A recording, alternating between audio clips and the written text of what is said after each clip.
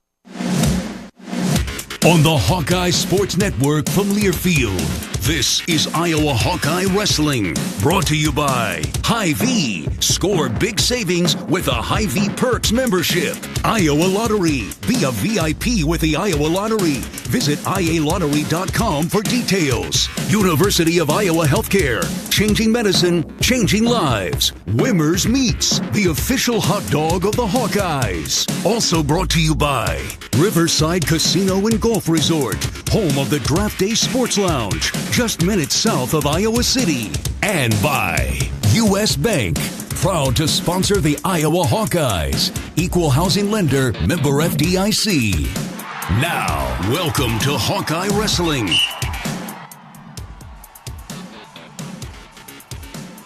Good Saturday evening. Welcome into Philadelphia one final time. It is Saturday night. We have 10 weights that will be crowning national champions here over the course of the next several hours. Stephen Grace, Mark Ironside, the final session of the 2025 NCAA Wrestling Championships. 3 Hawkeyes will be wrestling on the stage with the opportunity to walk out on top of their respective weight class as this night progresses. Team race pretty well in hand as Penn State will be your champion with 169, Nebraska in second with 109. Oklahoma State is in third with 94.5, and then the Hawkeyes will finish in fourth with 77. From there, it gets interesting. Minnesota 51.5, Cornell 50, Ohio State 47.5, UNI 45.5, NC State 42.5, and Virginia Tech with 41. Mark, it's Saturday night. It's been a long week. Everybody gets a little tired as that day wears on through the day Saturday, but you know what? That elevated stage, lights off, 10 national championship matches, it gets the juices flowing every single year. Yeah, I mean, this is what it's all about. I mean, it just progresses as the 3 days goes on. The intensity kind of just continues to build and build and build, and it comes to here on Saturday night up on the elevated stage. You got all the lights off, the disco lights going on. You know, you got Trump in here tonight. I mean, it's intense, and it's a fun atmosphere to be in, that's for sure. And this place, I don't know what this place holds, 18,000 or something. Yeah. Every session has been sold out. I think they were just shy of 19 this morning. Just shy of 19. So this is, I mean, it doesn't get a whole lot better than this. And then we got our All-American and Patrick Kennedy right here joining us as well, too. He gets the headset on and says he feels like he's in NASCAR. I wish. Hey, could you find your way up here with that shiner and everything? I mean, oh yeah, you can see. Okay. Yeah, Sam got me up here pretty good. The elevator took long as heck though. Yeah, they do. Renzi's texting me between sessions like, "Are you down to the bus yet? Are you down to the bus?" I'm like, "I'm waiting for the elevator." I think I might have hit the stairs on the way out. Well, you can't go all the way to the bottom on the stairs. You have to take the elevator. You go, I think, to like the. Well, and even we tried coming up the stairs yesterday, and they like, wouldn't "Nope, you let can't us. do it." Yeah, so. Because of the security stuff, they've really kind of cut a lot of the stairs and stuff off. So we kind of stuck with the elevator. I mean, Mark and I are specimens of, just 100%. great physique. So 100%. we're used to doing the stairs. I can but tell. I can I mean, we do some calisthenics throughout the tournament up here. Yeah, any bonus point victory, we do stuff. We had all this room, so fun activities up here. jumping jacks, burpees, squat jumps, Foot fires. We got to do the whole gamut if somebody wins tonight. You should hit one right now. 3 legs back. We don't do it. Not quite enough room to do all that. So yeah, but, when Drake Ayala wins tonight, what do we got, Steven? let me find my. When we win a championship, we have to do 50 jumping jacks, a 30-second foot fire, 20 squat jumps, 20 burpees, and then a 60-second foot fire. Times 3. All in a 3-minute commercial break. And then come back and have to talk on air afterwards. I usually have to do most of the talking at that point. I'd normally come back and say, welcome to Philly. Well, the main reason we wanted you up here, Patrick, I got to admit, I got a little choked up. You're a great kid. I love having you on this team, love having you in this program. And that win last night in the round of 12 to become an All-American was just phenomenal. What was that feeling like for you? It was really good. It was awesome. It was even maybe better because I did not expect to get up first takedown, or didn't want to, and then I did. I found myself in a hole, and so climbing out of the hole and walking out with my hand raised, it made just a little bit sweeter. When you walked off the mat, had a little moment with Tom Brands. You don't have to tell me, but just talk about the relationship with your coaching staff and what they've been able to do for you throughout your career. Yeah, they've been able to do a lot, and just last night I just. The last 2 years leaving here without anything, and it was hard, and I spent a lot of time in Tom's room that night talking to him about whatnot. I grabbed last night and said, I ain't going to be in your room tonight. That's what I said pretty much, and that was all I needed. And I think he's happy for that. Well, that was awesome. Being able to come back here this morning, and a great overtime win against DeVos. Stingy, hard to find something, but you got that opening and sudden victory and took advantage. Yeah, it was that was a good learning match or something that I did good. I think that was a match that I could have used in the Big Tens against Karchla.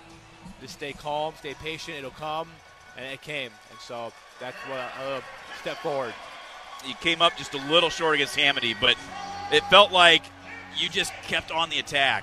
You were just so close. He's got such length. He's a hard guy to wrestle. But, talk about the matchup with him and, kind of the challenges that he presents, but how you're able to learn and kind of grow from some of those. Yeah, he's a good opponent. Obviously, he's in the finals tonight. And that match, it stings because I had it in my hands. I had the piece to move at the end or whatever with that leg, and I kind of whiffed on it, so that one stings. But it was a good match for the fans and whatnot, and so I'm excited to know that I can score in a lot of different ways and move forward. That's the key right there. Learn to score in a lot of different ways, because as you know, and you continue to find out, at this level, one way of scoring just doesn't cut the mustard. It's going to on multiple different levels and different opponents that are different styles, and across the board for any wrestling. You're going to need to learn to score high and low and angles and coming up right away. The more you can learn to score, the bigger your arsenal is, the better off you're going to be. How do you think this match is going to go? I think it's going to be a stingy, just a hard-fought chess match, really. 184, the first match of the night. Then we'll run through the rest of the weights in order. Parker Kisen, national champion last year for Northern Iowa. Carter Starachi trying to become the first and only 5-time national champion. All the COVID stuff. Elon Musk in the front row down over there, over where Trump's going to sit. Oh, yeah. Black sweatshirt. So is his press secretary. Bringing out all the big guns for NCAA wrestling this year. Bring SpaceX to Philly. Yeah. I might have to jump over there quick. Well, Patrick, one of the other things, I loved it, media day. Somebody was asking you, obviously you want to have good training partners. You want to have competition for a spot. It was at you, is it Nelson? How's that going to shake out? And, your response during media day, you're kind of like, you know what? There's places I could go. I could find money. I could do this, that. but you know what? I just want to work. I want to get my boots on. I want to just do what I'm supposed to do. I mean, talk about the relationship with your teammates and just what it's like to be around these guys. Yeah, I think that the reason I chose Iowa was because when I started coming down there and training at RTC, I knew that they were good people and they always wanted the best for each other. And so just moving from there to my own career at Iowa so far, it's been great. There's never a time where I've ever felt wrong. It's always the pure truth. And that's all you can do is just have truth. Lying and those kind of things they're just terrible. And so that's the part that I think Tom and Terry do a good job. It's peer. The sport of wrestling is really peer. You're going to go out there and the best man's going to win. The best man's going to find a way. And so that's what I love about Iowa. There's a shot by Keken, reshot by Strachey. Keken, good hips, trying to square up. Strachey drops down to an ankle, trying to pull him back inbounds. Keken reaching back, looking to throw that whizzer in. Still trying to do those splits. Now gets draped up over top. Strachey trying to elevate up. Keken comes through with the ankle. And probably going to go to a stalemate. Well, referee's letting it go here. Now they blow the stalemate. That was a pretty good defense by Keken. Here comes the whole entourage of everybody, President Trump coming in. Trump's not in. Jim Jordan's down there. Bo Nichols down there sitting with them. How about his press secretary ladies down there? Prior to the season, back in the fall, Patrick, I know I was over there at Media Day, and you'd just gotten back from international competition. Talk about that experience and being able to, go compete overseas. Yeah, anytime when you're young, even if you're not competing, I would for sure say go travel the world, go see what's out there. You just never know. And then, looking at from my aspect of, being able to go to World Championships for my age level, it was awesome. I got to spend the summer just focus on freestyle and getting better at that. And it doesn't matter for me what style I'm training. They correlate hand in hand. Folk style, freestyle, keep your butt to the center, hand fight hard, take guys down to the belly or just put them on the back. And so, yeah, going over to Albania was really cool. I had probably 3 or 4 times that you had really, really awesome interaction with people. And even from the laundromat to this guy that gave Dennis waters and told us which was the healthiest water to get out of Albania. And so that was cool. And so I think you definitely see that, no matter what's going on in politics, that, majority of people in this world, they want the best for each other. And with a country like Albania that was a communist country for a long time, that you can tell that the people have each other's backs. So that was a really cool thing that I witnessed. How about your schooling? How's that going for you? How's the major, everything He doesn't even go to school anymore. What do you mean? He's about done. I have a degree, and I'm going back for more, Mark. That's what I'm saying. He's educated. I got brains. You think this head's hollow. What is well, the right degree? now it looks like your head's bleeding out your eyeball. Yeah, a little bit. My brother Joey said, you came to Philly as Patrick and leaving as Rocky. So yeah. that's kind of cool. I was thinking about that earlier when you were down there and I seen you and I said, hit the one in the middle, and you said you're having a hard time seeing. I was like, how perfect is that to have a black guy that's basically swollen shut right here in Philly where the statue of Rocky Balboa is, and you're about ready to have Jesse pull Mickey and have him cut you. Yeah, it was either that was going to happen. I was lucky the second guy I wrestled, I think popped a good sack and all the blood ran down to my cheek, and so it was cool either way. Just part of the sport. And a lot of times anybody else in any other sport, they would be out for the count. When how many times do you see blood time all the time in wrestling, or get hit in the eye like that or whatever? And it's like no big deal. Just part of the sport. This match here, still in the second period, 1-0 in favor of Strachey. He got a 1-point escape. We haven't really even talked about the match because there really hasn't been a whole lot done. There's Strachey getting in on a shot on Keken right here. Only 1 second left to go, though, in the second period. Keken's choice going down in the third period. And if you remember this one from the All-Star meet earlier in the year, I don't know if they called the All-Star meet now. It's like a flow thing or something, kind of like the All-Star meet or whatever. Kekheisen and Stach wrestled each other, and it was 1-1, and it went into OT, and Stach got a takedown in OT. So it kind of looks like we're on pace for that. Same thing.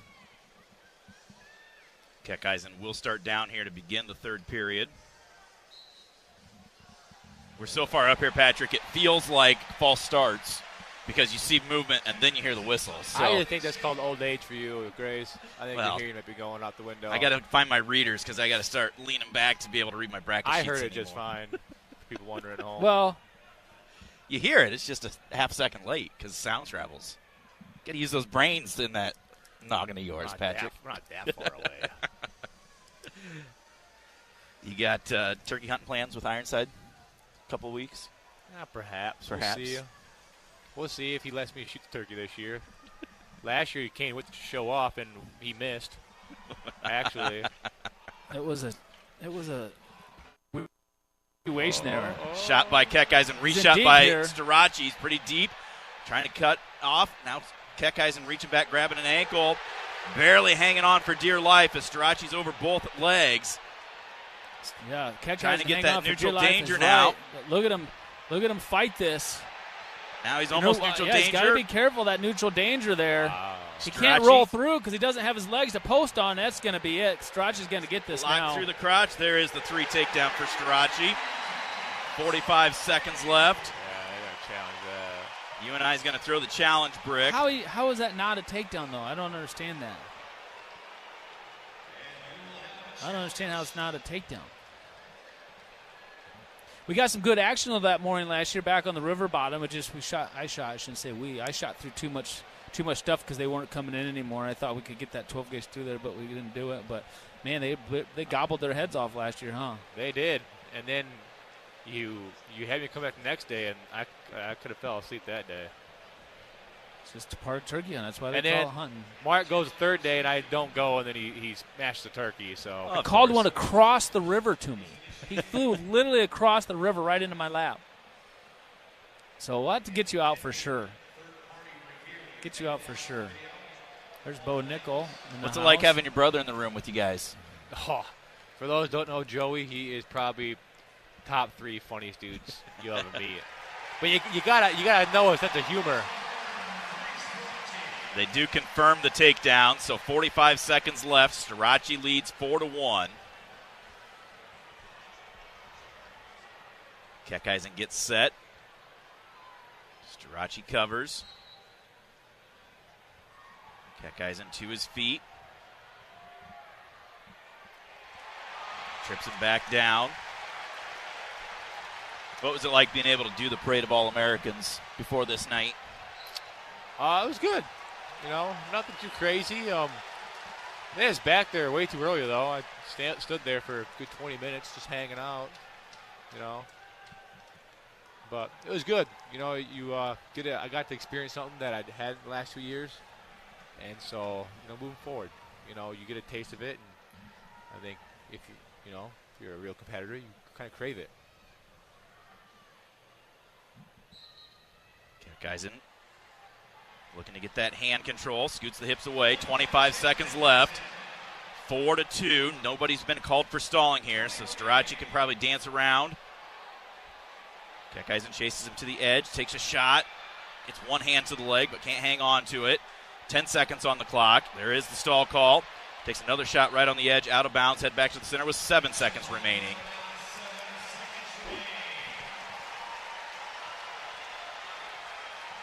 Kekheisen the slow walk back to the center.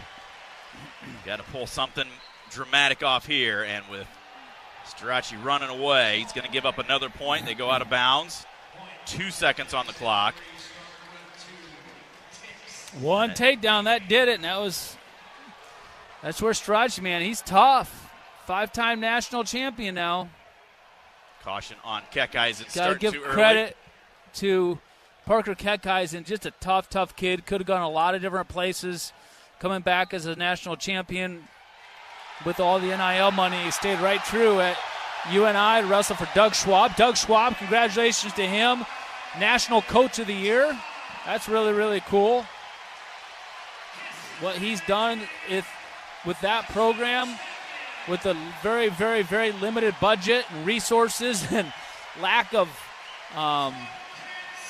workout facilities and everything else. That's pretty remarkable and very deserving of the Coach of the Year, too. So congratulations to him, even though Kisen fell a little bit short there. Kisen's a good kid. He's done a lot for the sport and a lot for the state of Iowa. He will continue to do that as well, too. Sure. Well, Patrick, thanks for coming up here. If you want to hang out, you can, but we might as well let you get down there so you can help cheer on Drake Ayala here in a couple of matches. So, sounds good to me. Congrats on the All-American, and looking forward to great things continuing on. Patrick Kennedy joining us here for a little bit. We're going to take a timeout. We'll be back with more from Philly right after this. You're listening to Hawkeye Wrestling from Learfield.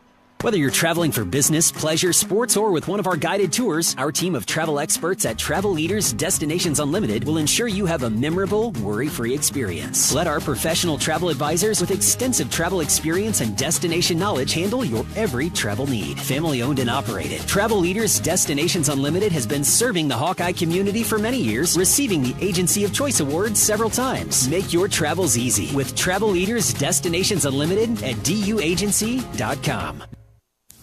Our mission at Oak Knoll is to provide exceptional retirement living and health services through Life Care. I'm Steve Rowe, CEO. We are a not-for-profit life plan community and have served the Iowa City area for 58 years.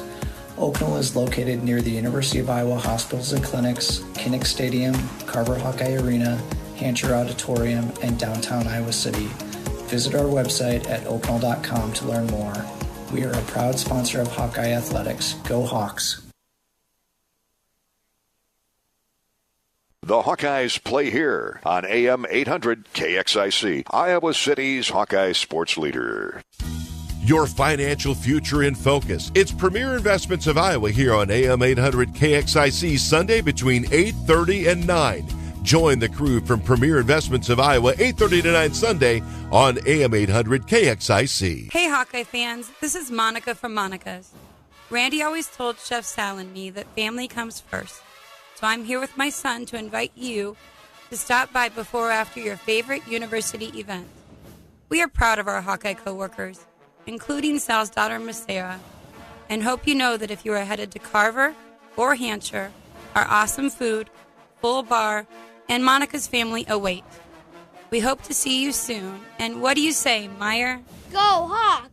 It's tax season. By now, we're all a bit tired of numbers, but here's one you need to hear. $16.5 billion. That's how much money in refunds the IRS flagged for possible identity fraud last year. Now, here's a good number, $100 million. That's how many data points LifeLock monitors every second. If your identity's stolen, they'll fix it guaranteed. Save up to 40% in your first year with promo code CLAY. Visit LifeLock.com. That's LifeLock.com, promo code CLAY. Terms apply. Listen up, fellow Gen Xers. Elizabeth Banks here. The recommended age for pneumococcal pneumonia vaccination has been lowered to 50 and older. Even it's up to us to lead the way. We've done this before. Music videos, fanny packs, even the World Wide Web. Let's do it again and get vaccinated, because we're at over 6 times greater risk for pneumococcal pneumonia. Gen X, this is our shot. Visit VaxAssist.com and schedule a vaccine today. Sponsored by Pfizer. You're listening to Iowa Hawkeye Sports Radio on AM 800 KXIC and the Iowa Sports Radio Network. Welcome back to the Wells Fargo Center in Philadelphia. President Donald Trump has made his entrance into the building. I just recognize all the active service members. Yeah, the whole crowd started chanting USA, USA. That's pretty cool. Just a good, kind of gives you chills. Pretty cool. It really doesn't really matter what your political stance is. You know, when the President of the United States shows up at an NCAA wrestling tournament for the second time, that says something about, you know, the sport of wrestling. I don't think any other president in the history of the United States has ever come to the NCAA wrestling championships. I know Obama used to go to the basketball, but this is the second time he's actually come. And Elon Musk in the house and his press secretary, Bo Nichols down there with him. He's brought his whole posse in here tonight. What an entertaining night. What an entertaining match to that one scramble. Who we got coming up here at 25 We now? got the number 4 seed, Vincent Robinson of NC State. Oh, yeah, and Spratley. Number 7 seed, Troy Spratley of Oklahoma State. Spratley was at Minnesota last year. Was it last year or 2 years ago? I think 2 years ago. 2 years ago? Last year. 2 years ago. And he transferred to Okie. Is it Okie State he transferred to? Yeah. Yeah. But he started out at Minnesota. He started at Minnesota. Yeah. I don't think he wrestled in the He lineup. didn't. No, he never wrestled in the lineup. No. Lights go dark as they get ready to introduce. Got the video board that goes up and down on the cable system. That's pretty Help cool. light the show up. Vincent Robinson defeated Joey Cruz to start the tournament.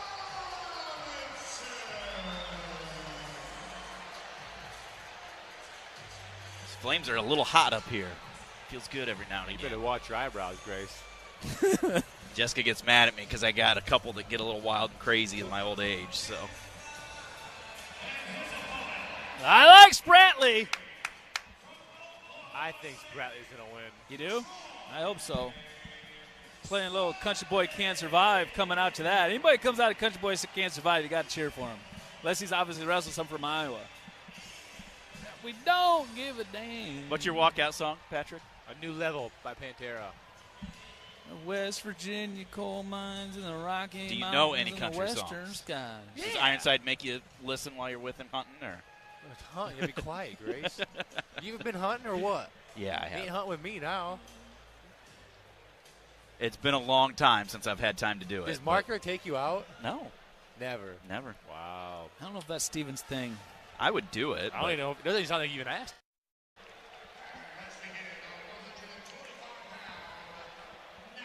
I don't know if Steven would enjoy it. You some nice binos, though. Those are Hannah's. Might be mine now.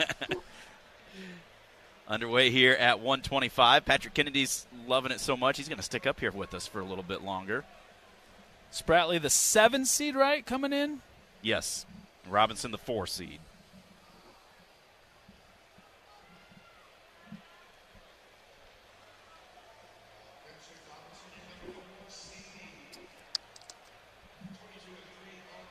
Two-on-one right now by Spratley.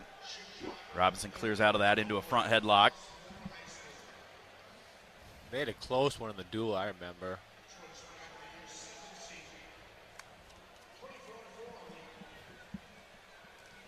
Let me look it up. Then a Monday night. I didn't know they wrestled each other before. Yep, 7-3, Robinson with the win. Huh.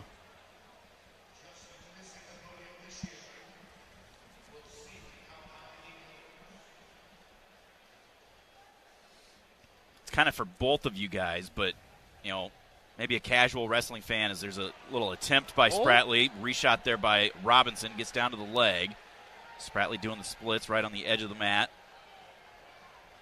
Reaching back, trying to break that grip. Robinson trying to elevate.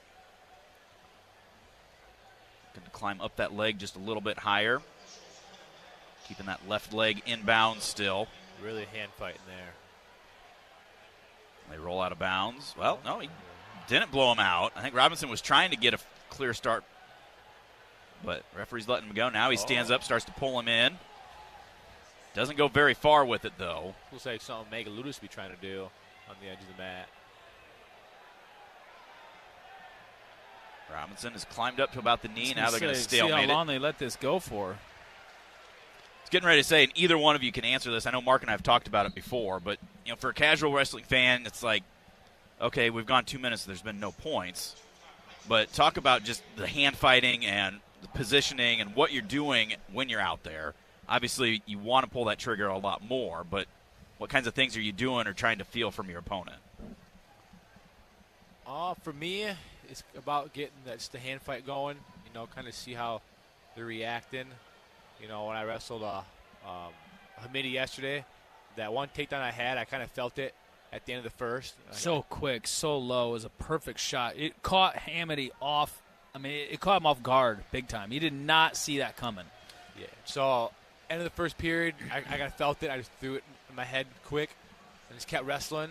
Don't want to get caught thinking too much out there.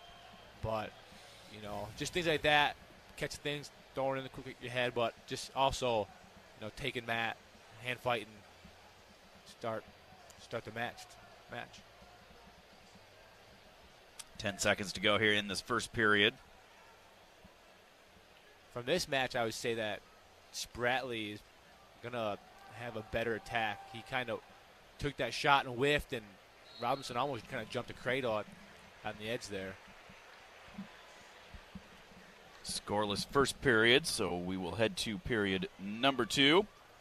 Hawkeye women's update. Of course, know that they won their second straight team title with their 3 individual champions. They get ready for NCAA status beginning next year.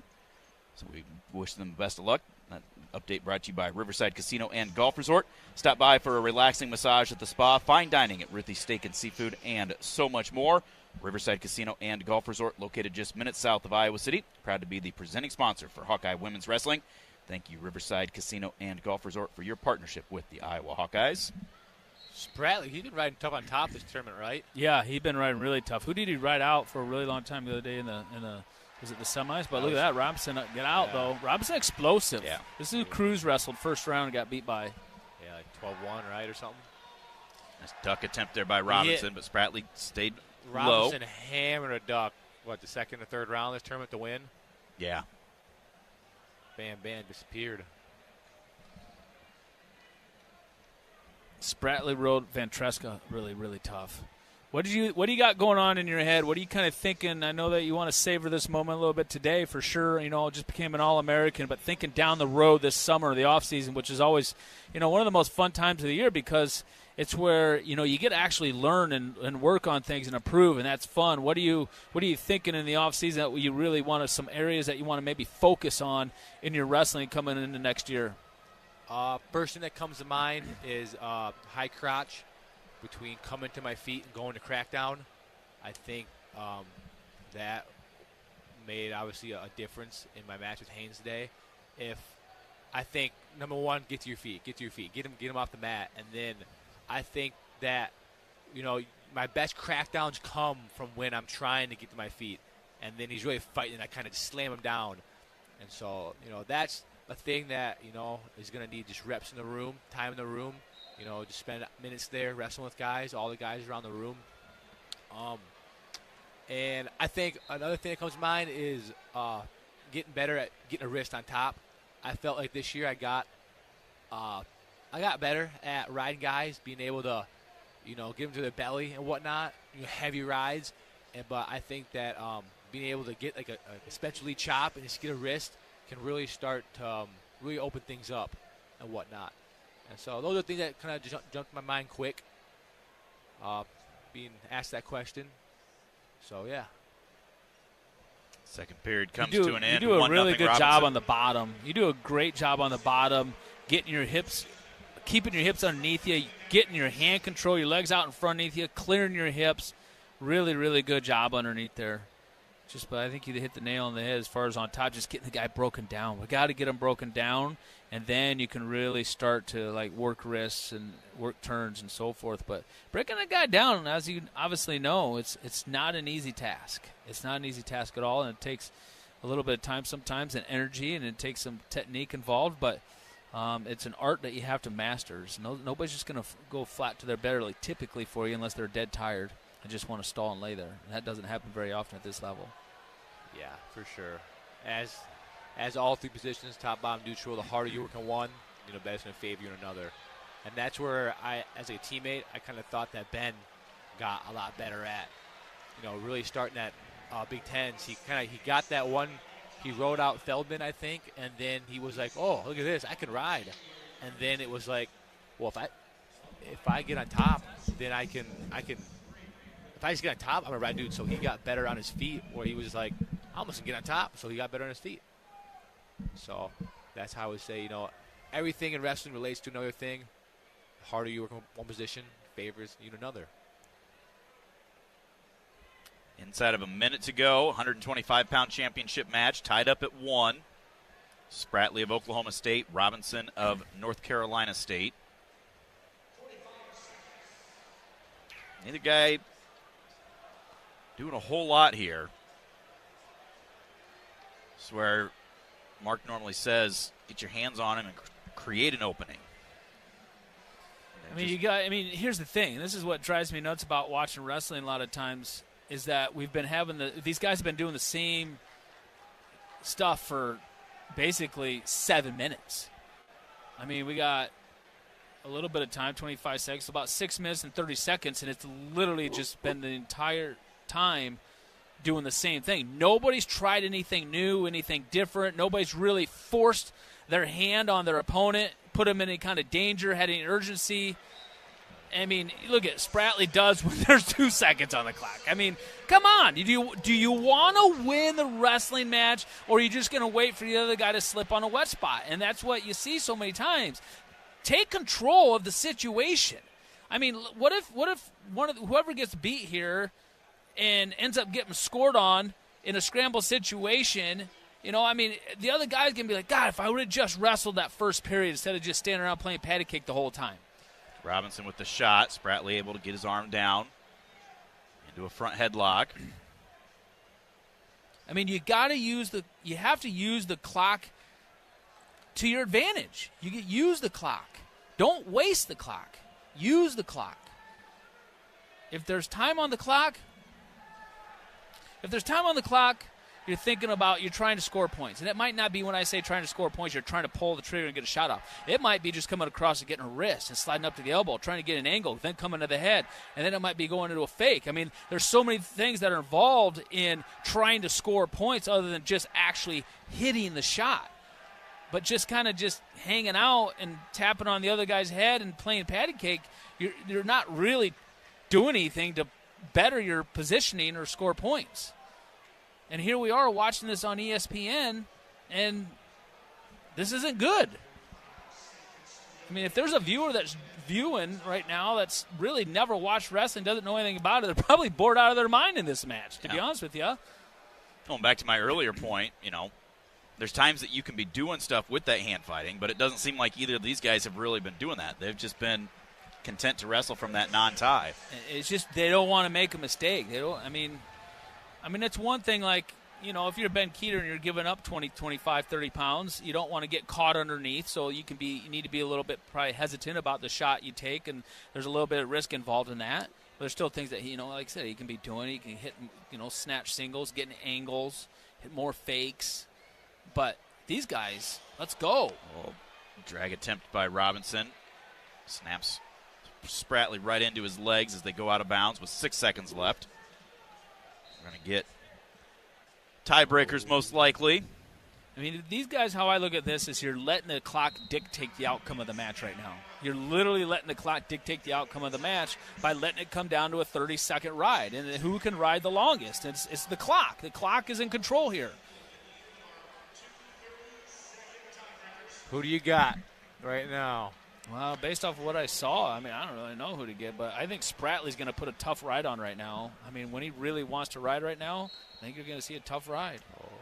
Neither guy been called for stalling, but he didn't even try to. Robinson exploded out. That was quick. Robinson kept the elbow back, got the hand control, and then when Spratley went to drop for the ankle, he just scooted that leg away and gets the escape. Now that I think about it, that might be how Spratley scored against Vantreska in overtime. He got in on a shot after Vantreska got away. Well, that's what he did, yeah. Exactly. He got away and then got in on a shot. It was a bam-bam situation.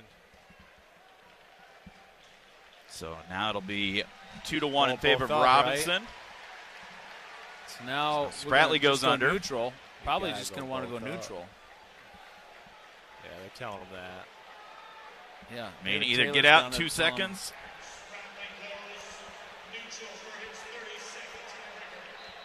I mean, it's hard because the riding time is his advantage, but he's behind in the points. So watch this last 30 seconds. I mean, this Spratley now is going to come at him like crazy, And this is what I'm talking about. He's not going to score probably. I mean, Robinson's going to be a stall call against Robinson. Robinson's going to put the skates on or whatever. Now, at the end of this match, wouldn't Spratley want another 30 seconds right now? Wouldn't he want another minute or 2 minutes or even 3 minutes and get that first period back? Heck yeah, so why waste it? Why let it come down to this? This is what's so frustrating to me. He doesn't deserve to win the match because he didn't do anything forever. It was the decider of the clock. So Robinson does win 2-1 in the tiebreakers.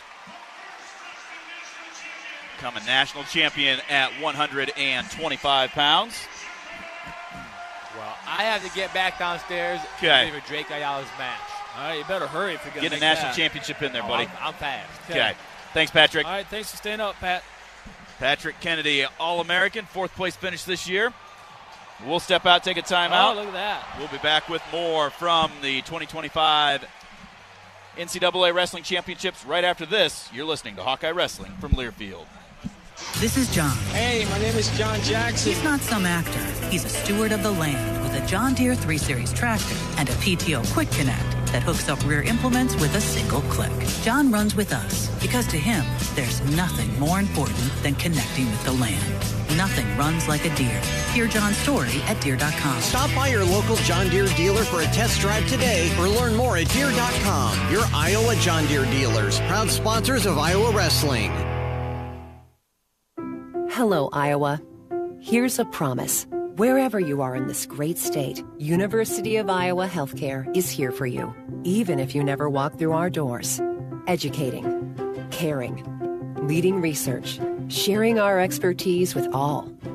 Because we believe that UI Healthcare is here to make all of Iowa better. UI Healthcare, changing medicine, changing lives. Visit uihealthcare.org. You might think Iowa grows corn, but the truth is, corn grows Iowa.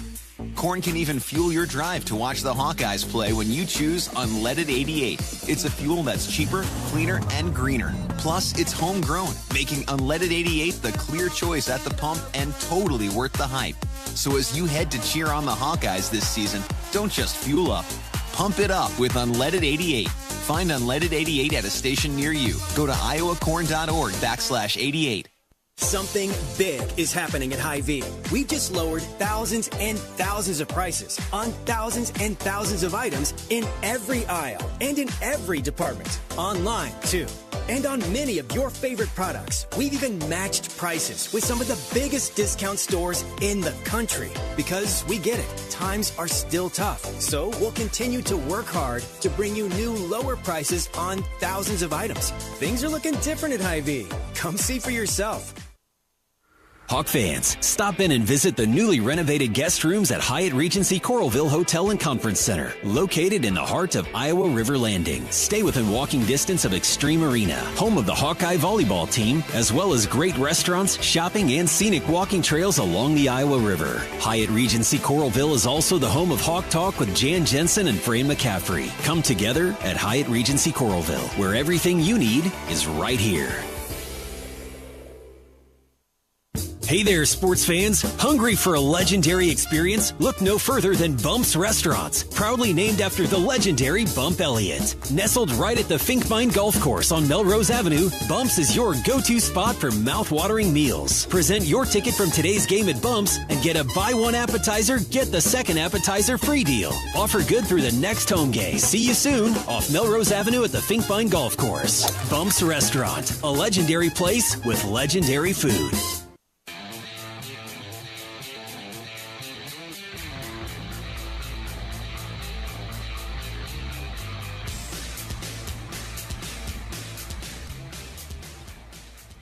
Welcome back to Philadelphia, the 2025 NCAA Wrestling Championships at the Wells Fargo Center. We move to 133 pounds, one of three Iowa Hawkeyes to be wrestling on the stage here tonight. Drake Ayala, the number 2 seed, will be taking on number 1 seeded Lucas Bird of Illinois. Drake won in the dual meet by a score of 4-2 and then got pinned in the finals of the Big Ten Championships a couple of weeks ago. Bird to get here, a 3-2 decision over Hunter Leak of Cal Baptist, a 9-0 major over Miller of Penn, a 12-1 major over Brayton Davis of Penn State, and then a 2-0 win over Romney of Cal Poly. Drake Ayala, tech fall over Cade Moore of Missouri, major decision over Farber of UNI, major decision over Buzakis of Ohio State, and a 6-1 decision over Zan Fugit of Wisconsin to make his way to the stage.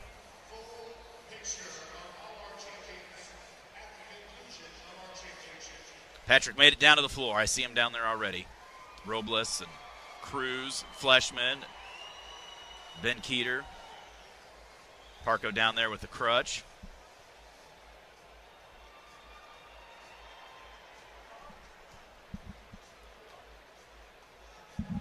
What's the key going to be here for Drake in this match, Mark, against Bird? Getting to the legs and finishing a takedown in the first period. It's like what we talk about all the time. Whenever we get in on a shot and we finish a takedown, we usually typically win that match. That's how it happens.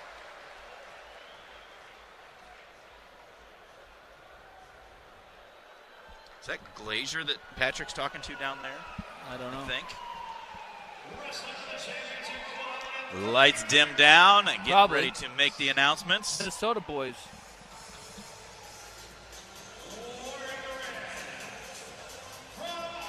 Here comes Drake wearing the red.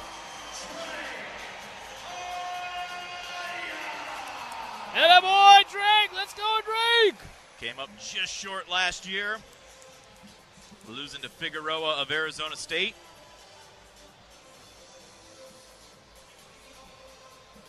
Made it back this year, up a weight class.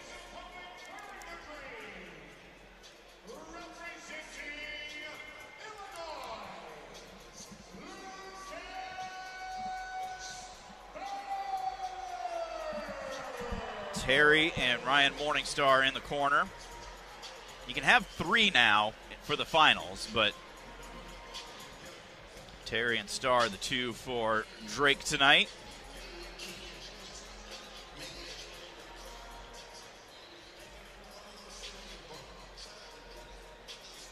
Waiting for the okay from TV to get things rolling here. Shane Sparks getting a selfie with Elon Musk down there. Kurt Cross, the head referee for this one. Whistle sounds. We are underway. Ayala and Bird. Both guys stand real low off the whistle. Both guys hard to score on. That match at the Big Tens was scoreless in the first. I think they were scoreless in the dual meet at Carver Hawkeye Arena as well. Yeah, they're scoreless all the way to the very, very end, and Drake got a takedown. That's what I'm saying. If we could score early in this match. Drake trying to find that 2-on-1, but Bird clears out of it. Drake's been wrestling really offensive throughout this entire tournament so far, and on his game for sure. Just his mentality. Just been really, really good. Just the way that his mindset is coming into each match and just showing maturity here at this tournament. He's not just a young little freshman, sophomore anymore. You know, he's wrestling like a veteran. He's wrestling hungry, too. Like, he wants this. And he believes you can wrestle. He's wrestling with confidence. That's probably the best way to put it. He talked about that this week with the media availability, too. He learned from that Big Ten loss, and he feels like he is a different wrestler from where he was at the end of the year last year and even from the beginning of the year this year. 1:40 to go here in the first period. No score. Both guys jockeying for hand position. Big snap by Drake, but couldn't get through with it as Bird hustled to square back up with him. Drake again dropping to his knee. Bird comes across. Drake tries to hit a low single attempt right there, but it's a long ways away. Now goes to that 2-on-1. Drake's so good with those 2-on-1s because he moves guys with them. He hits that slide by really well. Shot by Bird as they go out of bounds, head back to the center. Shot by Bird as they go out of bounds and None of the matches so far have really, to be honest with you, been entertaining. I mean, Kisen and Stach got that takedown in the third period, which was nice. At least that was regulation. But no real offense from any guy in the first period of any of these matches so far. Nobody's really come out just to set the tone and set the pace right away. Drake in a front headlock, but they stalemate it with 32 on the clock. Yeah, it looks like Glazier and Seabrecht both down there with all the Iowa guys chatting it up. Drake, do that front headlock, comes up the underhook on the left side.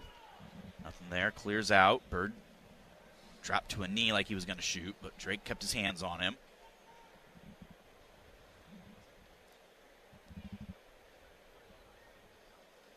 Ten seconds left here in the first.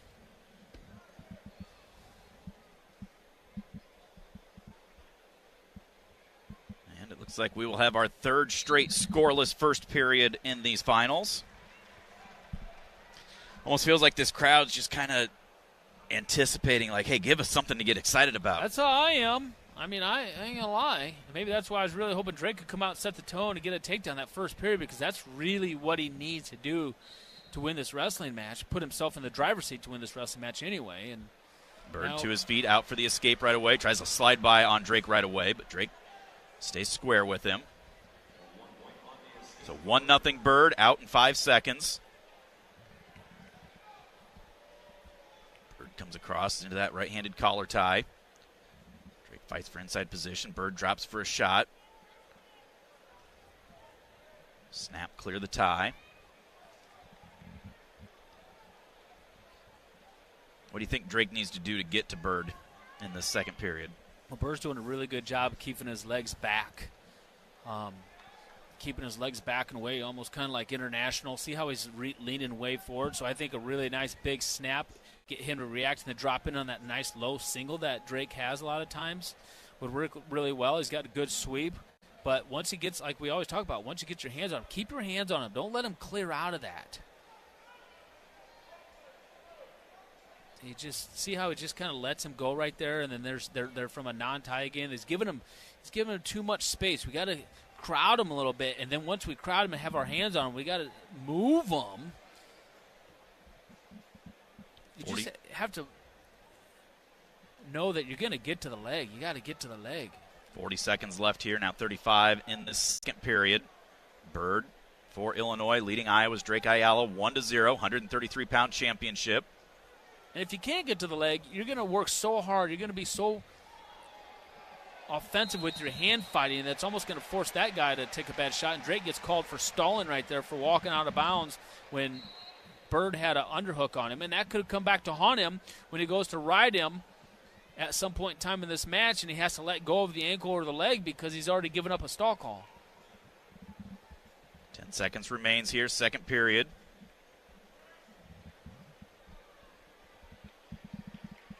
And it will head to the third. Ayala will have his choice. Drake starts down.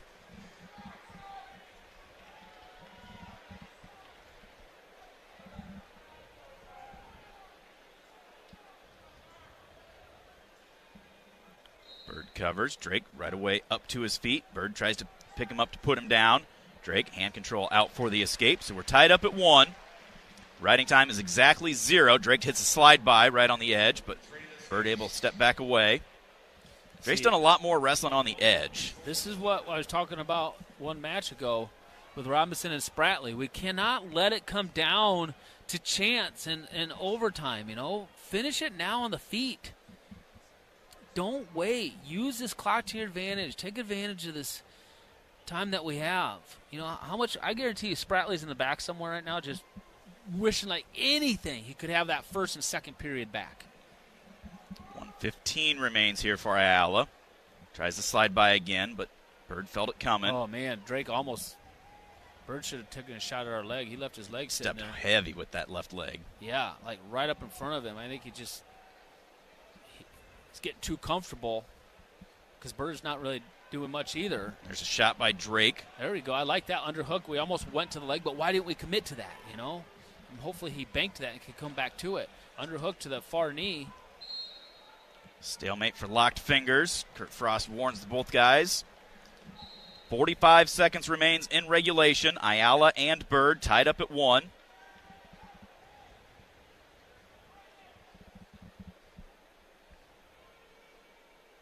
Guys pushing on each other. Bird, a couple of fakes from a non-tie. Now they come back across. Shot and finished by Bird. Nope, Drake able to kick that leg away momentarily. Trying to square back up. Bird trying to come back across, cutting into that double leg. He's up around the hip, stands up. Drake trying to hit a roll through right on the edge. Bird cuts across. Still no takedown yet. They're on the edge. Bird trying to cut across again to that double leg, keeping the toe in. They slide out of bounds. No points. Wow, Drake was dead to rights right there, and he was able to fight it off. They're going to challenge this. They're going to challenge this 100%. Man, he hit that ankle pick, and it's close. It's very, very, very, very close.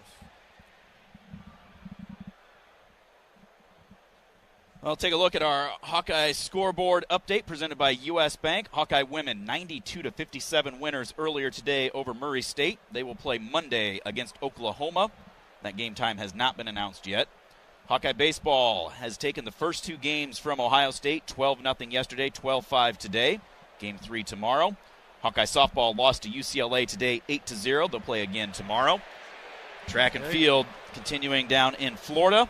Women's gymnastics at Michigan today, and women's tennis plays Sunday against Wisconsin. U.S. Bank, proud sponsor of the Iowa Hawkeyes. We're in it with you for the good stuff and all the hard work it takes to get there, because together there's nothing as powerful as the power of us. U.S. Bank, equal housing lender, member FDIC. What'd you see on that video review there, Mark? There's a spot in there when he rolled as he's going out of bounds, and then it came up on his butt. It could have been a takedown, but it was an overleg, and that's the difference. So 5 seconds left in regulation. Hopefully that wakes up Drake. He dodged a big bullet right there. Another shot by Bird right at the end of the period. 1-1 as we go to the sudden victories. Finish it right now, Drake Ayala. Let's go, stud. Tries that slide by. Bird tries a slide by of his own.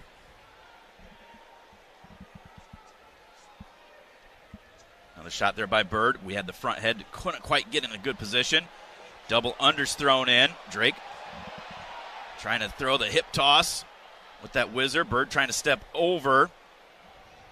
Looking to limp arm out. Reaching back, grabbing our ankle. Looking to elevate it. Right on the edge of the mat. Now Drake doing the splits. Bird reaching to that far ankle. He was out. Slide out of bounds. No points. Drake, we got to go. You're going to get dinged for stalling. The whole crowd wants a stall call on Drake. Bird has been the aggressor so far. Got to find something here. 1:14 to go in the sudden victory. There's that slide by Drake. Almost gets to it. Bird comes back with that underhook. Right on the edge. We go back to that overhook whizzer. Body lock situation right here on the side. Bird tries to step over us. We throw that whizzer in tight. Bird trying to limp arm out. Drake standing up. Gets driven out of bounds. Head back to the center. That's not stalling right there. It's like there's nothing obviously he could possibly do.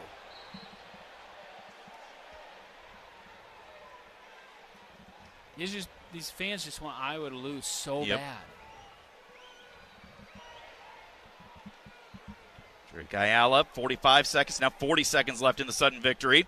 Stumbles a little bit. Bird gets to the leg. We get back out front, square up. Bird trying to elevate. We're still trying to stuff the head with our hips right there. 25 seconds here. Bird picks us up, get us straight Drake's to got over. A cradle locked up almost. No, he's just locked around the crotch. Bird trying to swim through the back door. 15 seconds left. Go to the other leg. Rolls through. Now Drake trying to elevate, come through the back door. Drake might come out of this ahead. Bird hanging on. Looking for neutral danger. Nothing yet, and we will head to the mats.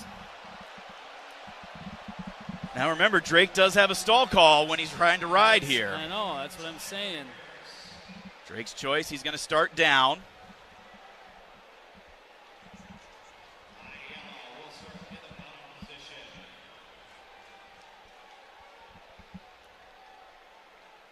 Drake gets set. Bird around the waist. Drake to his feet. Trying to sag those hips. Squares up. Gets out for the escape. Bird in on another shot. Throwing that underhook. Far needed ankle. Drake sprawling right on the edge. Trying to circle. There's no way. No way. They call stalling to tie it up. You can't. I don't know if you can challenge that.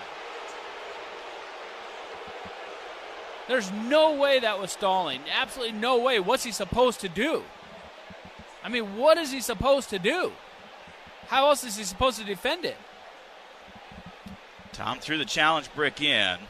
I don't know if you can challenge a stall call like that, though. I mean, watch him right here. They're showing the replay on the big screen. He gets his leg out. He reshoots on us. We sprawl. What are we supposed to do? Then we're trying to circle back in. I mean, what are you supposed to do? I mean, if we're in the center of the mat, that's exactly to a T what you do.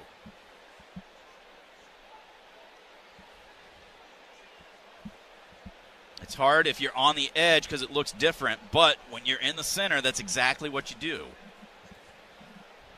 And I would make that same argument if the roles were reversed. If that was Drake in that situation and Bird did that, I would say Bird does not deserve a stall call on that.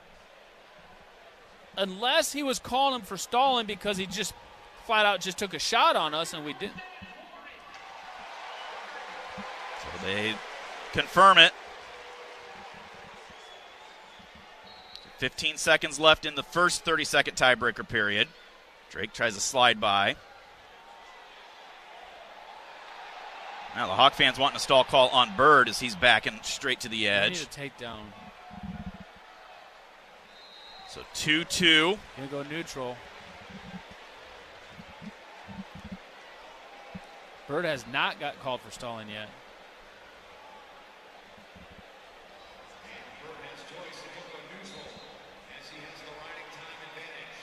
So Bird, in theory, winning right now with that riding time advantage. Drake's got to get a takedown. He tries going underhook to that far ankle, tries to limp arm out. Bird circles back in with 15 on the clock. There is the stall call. Drake hits that slide by, nothing there. Comes back with the shot. One hand to the leg, tries another slide by. Coming back across. Bird drops in on a shot of his own. Drake trying to inside trip him. 5 seconds left. And Drake Ayala going to come up just short once again.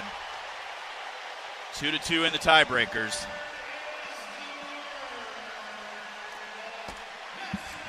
Well, no takedowns. Hard to win a wrestling match if you don't get a takedown.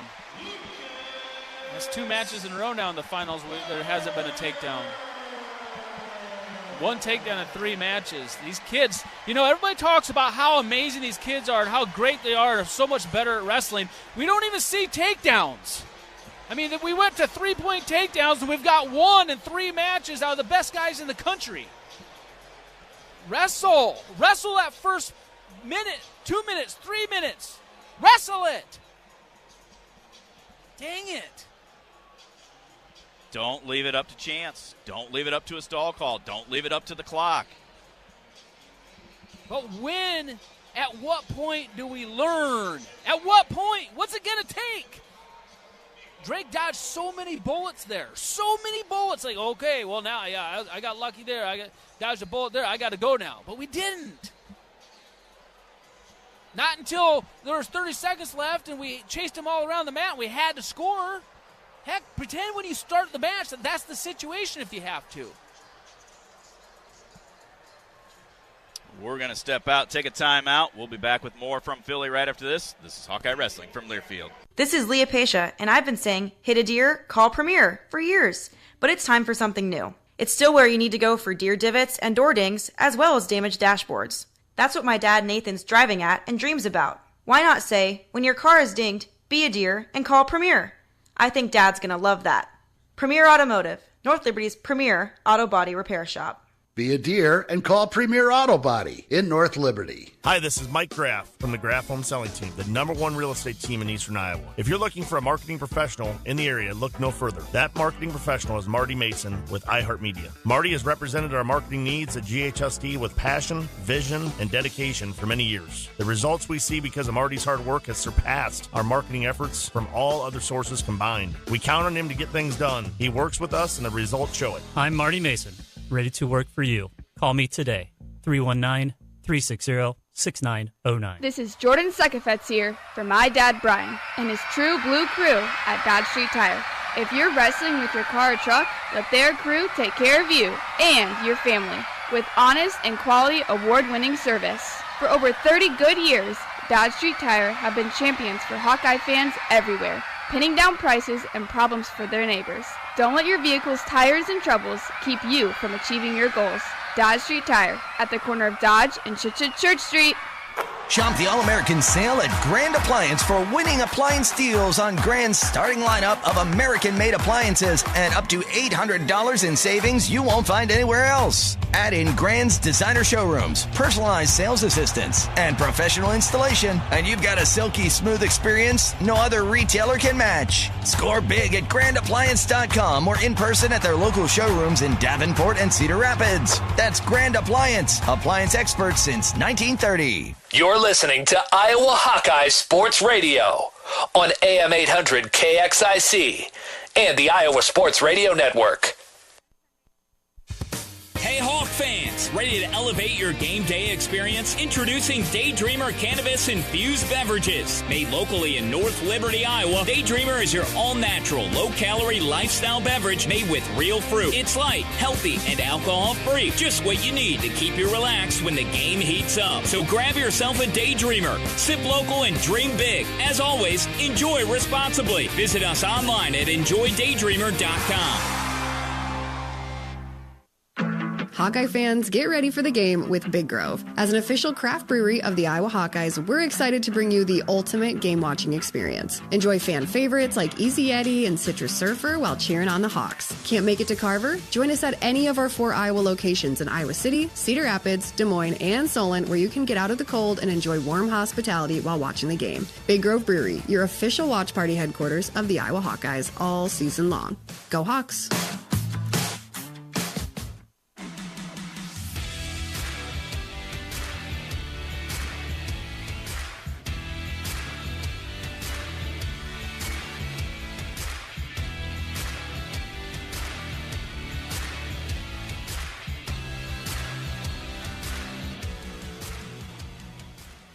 Back at the Wells Fargo Center in Philadelphia, Stephen Grace, Mark Ironside moving to 141 pounds. Brock Hardy, the number 1 seed for Nebraska, taking on the number 3 seed Jesse Mendes of Ohio State.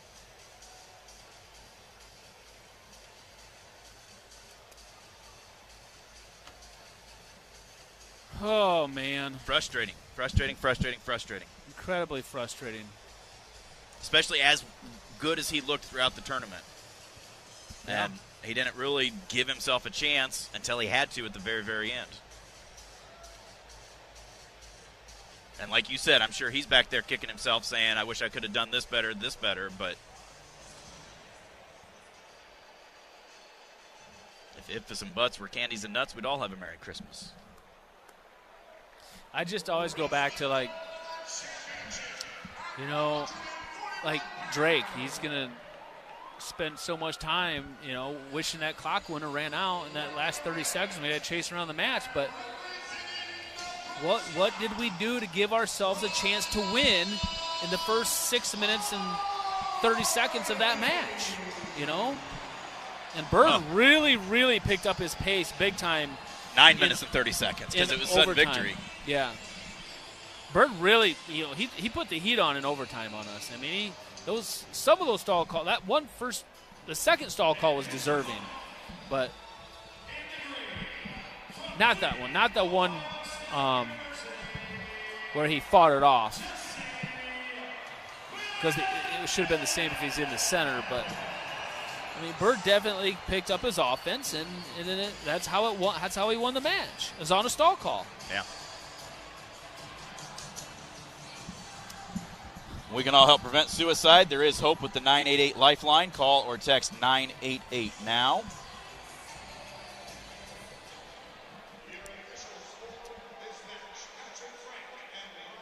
I would like to think that we would see a takedown this match, since we've seen one in the first three.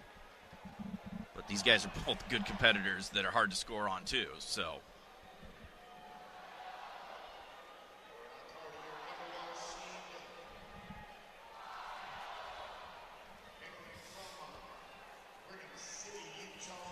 This one I would think would be an exciting match, though.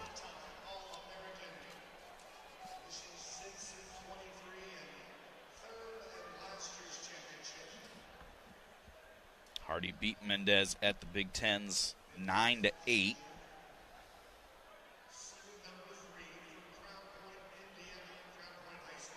Yeah, rematch of the Big Ten Finals.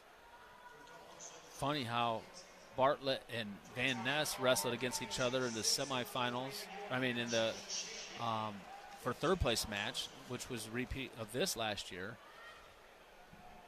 These guys have really stepped it up.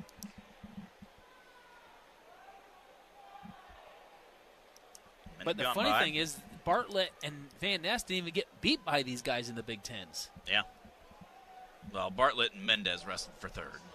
Van Ness is 49. Oh, who am I thinking? Bartlett and so who did? Well, Webster beat. Bartlett just got beat. Mendes did not get beat in the Big Tens. Yeah. Mendes got beat by Webster of Illinois. Webster, I was thinking of schools. Yeah, Webster. And then Hardy beat Webster. Hardy beat Mendes. And then Webster beat Bartlett, and then Hardy beat Webster in the finals. Right. Tough weight class in the Big Ten, that's for sure. There's an attempt there by Mendes, but can't quite hang on to the leg as they go out of bounds. 1:05 to go in the first period.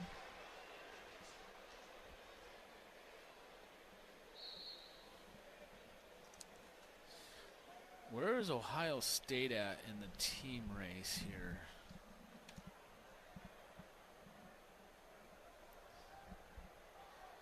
Ohio State's in seventh.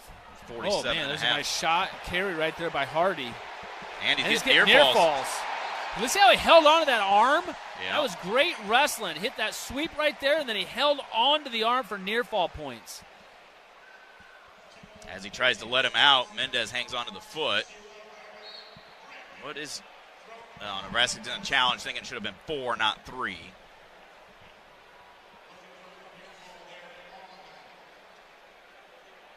I thought it was, well, they only gave him 2. I thought that was 3 for sure, near fall. We're going to should see a replay of it. I thought they were saying it was 4, not 3, but they only awarded 2 because it's 5-1 right now. Well, it's for sure more than 2. Yeah. Here's a replay. Watch this carry. No, yeah, it's a carry. See how he hangs onto the arm, outside carry, but then he hangs on, goes right into a tilt. 3 1,000. Yeah, should be 3 at least. The crowd counted with you.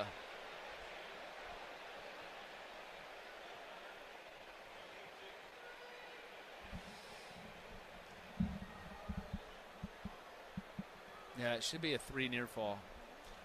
Dodge Street Tire and Auto, locally owned and operated, voted best of the area for the 10th consecutive year, proudly supports Iowa wrestling. Trust Dodge Street Tire for honest auto repair and the best deals on Goodyear and Toyo tires. Dodge Street Tire and Auto, celebrating over 30 good years on the corner of Dodge and Church Streets in Iowa City.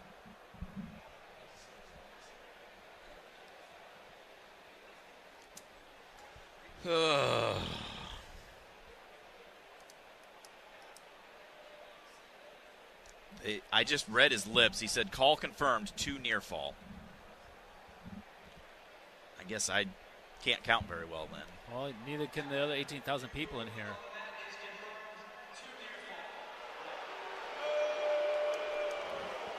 That's boo. Wow.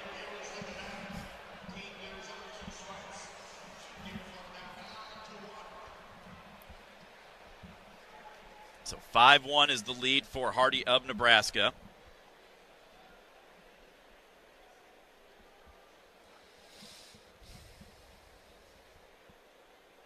Again, that's what Nebraska's done all postseason, Mark. I mean, he hit that carry, and he was thinking bonus points. It wasn't, hey, I've got this arm to get the shot. Nice double by Mendes right there. Beautiful double. And the thing is I like about that is Mendes, I mean, he's down. He's trailing 5-1. He doesn't have time just to sit around and wait for the next period to start or something like that. That was right at the end of the first period. Great shot. Great timing. That's some good wrestling right there by Mendes. Boom. Snapped on the head and then followed through with it. 5-4. Mendes is going to go optional start as Hardy chooses down. That'll make it 6-4. But that's what you got to be doing, Mark, is, I mean, he had that arm and said, I'm using this because I want to get near falls, not I'm using this just to get a takedown. Thought he had more than he did, but that's the mindset that you have to be thinking is not how can I just score the bare minimum, but how can I make this more points or a way that I can transition into a pinning combination.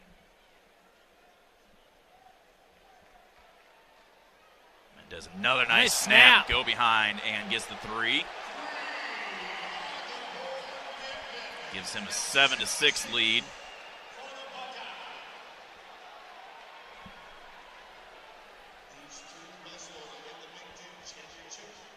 Nine to 8 was the score when they wrestled in the Big Tens. Now it's 7-6 Mendes. Mendes trying to get a 2-on-1 underneath, looking for a tilt. And rolls him all the way through, tries to bring him back. Unable to. Tries to reload it. Sees if he can tilt it the other way. Can't. Just a little bit. Goes back and rolls him through. Now he's getting the near falls. That'll be another 4 to make it 11-6 in favor of Mendes. Mendes beat Bartlett last year in the finals. Bartlett beat Mendes. I think Mendes beat Bartlett. So Mendes would be a 2-timer. Still has that wing in, so they haven't given the 4 near falls yet. He's underneath that elbow. Now he lets it out. Why hasn't he given the 4 yet? Because he doesn't have the same hold. 11-6 in favor of Mendes as we go into the third. Mendez's choice. He's going to go neutral. Wow. I don't remember if Hardy rode him or reversed him or something, but. Well, Mendes is up 11-6 now.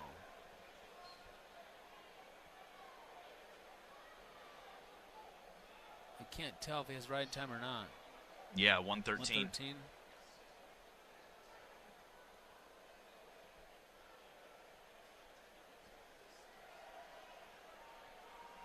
Over on the edge. Over-under situation. They go out of bounds, head back to the center.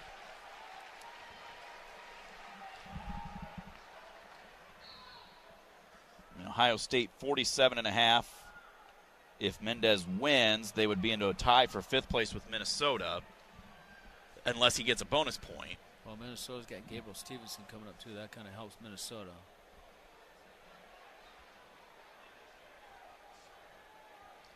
Over-under situation again on the edge of the mat. A minute to go in the third. They stalemate it. Head back to the center.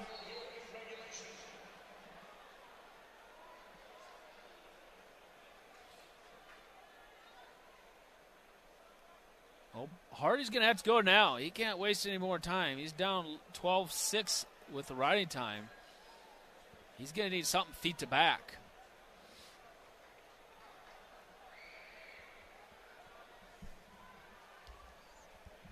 Tom Ryan's going to get himself a national champion. See Tom Ryan back behind the chairs just pacing back and forth. He's not sitting in the corner.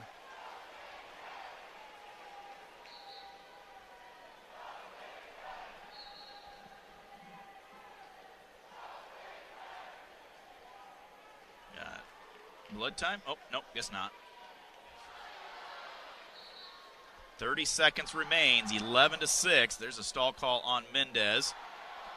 Hardy reaching for a shot. Mendes snaps front headlock. Hardy's just giving up. 25 seconds. He's literally conceded and thrown in the towel.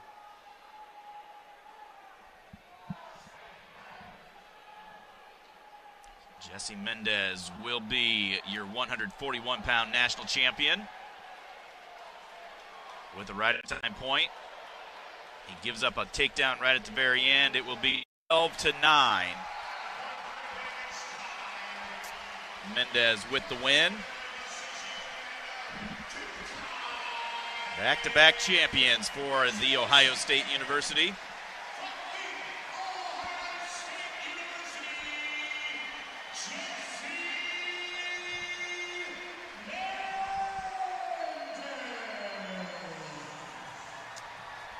Join the Swarm. Team up with Iowa athletes to support local charities. Make a difference today. Visit iowaswarm.com to learn more.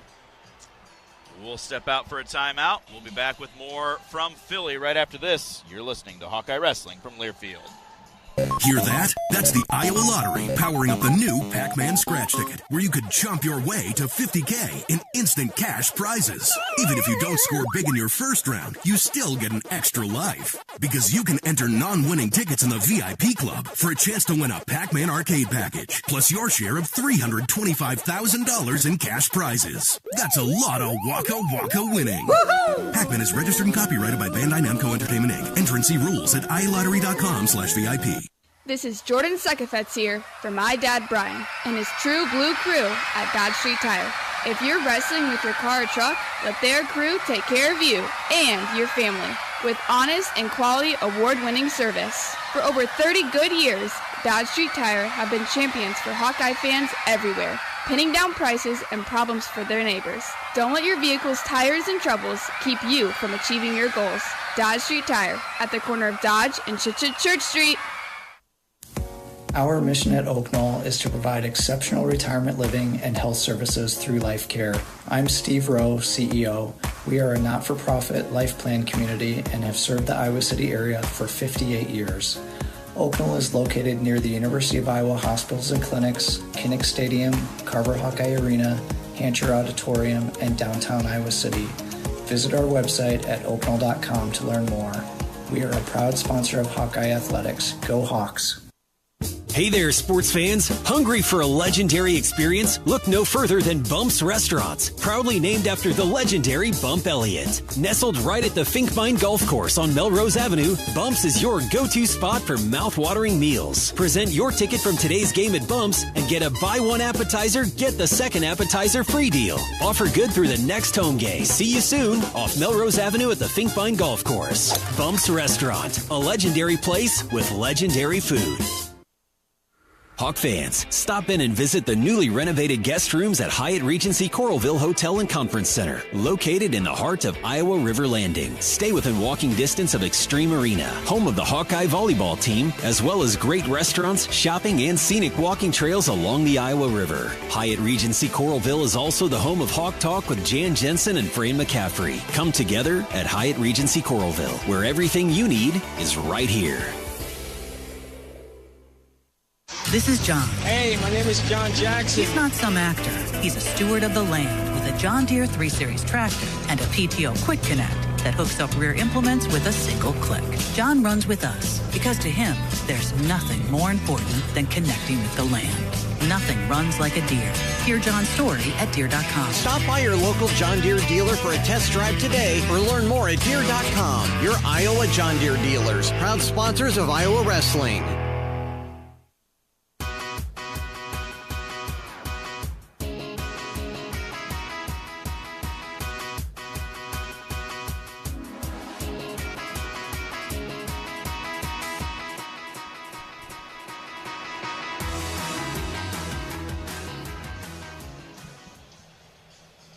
Welcome back to Philadelphia, the 2025 NCAA Wrestling Championships. Stephen Grace, Mark Ironside, high above the Wells Fargo Center. Drake Ayala getting his runner-up award, getting ready to go shake hands with President Trump. Well, that was a lot better of a match.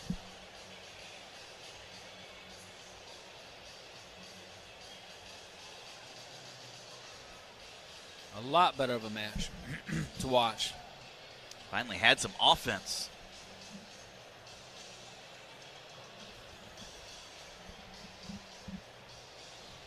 Patrick got a hold of the DJ stand. I got a little Metallica playing.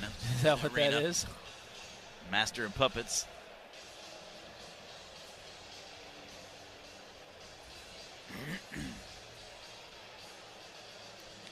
Well, we moved to 149 pounds.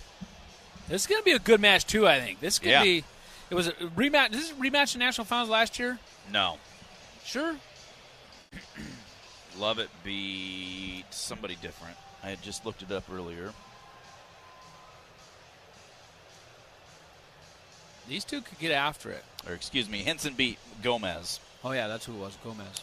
Henson beat Lovett in the semifinals last year, 1-0.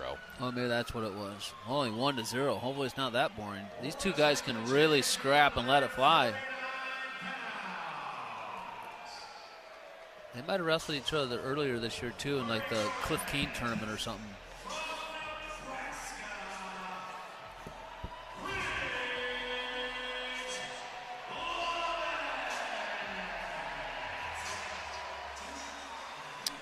Yes, and Henson won 6-3 in sudden victory. Nebraska with 3 finalists tonight. This is 2 of 3. 3 in a row. Yep. Coaching staff just stayed out there after Hardy's match.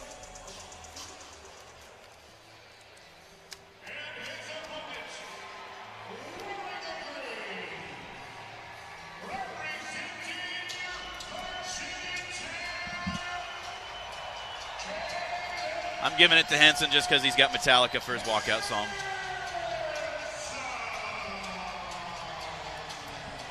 A little inner really have Sandman. a fight.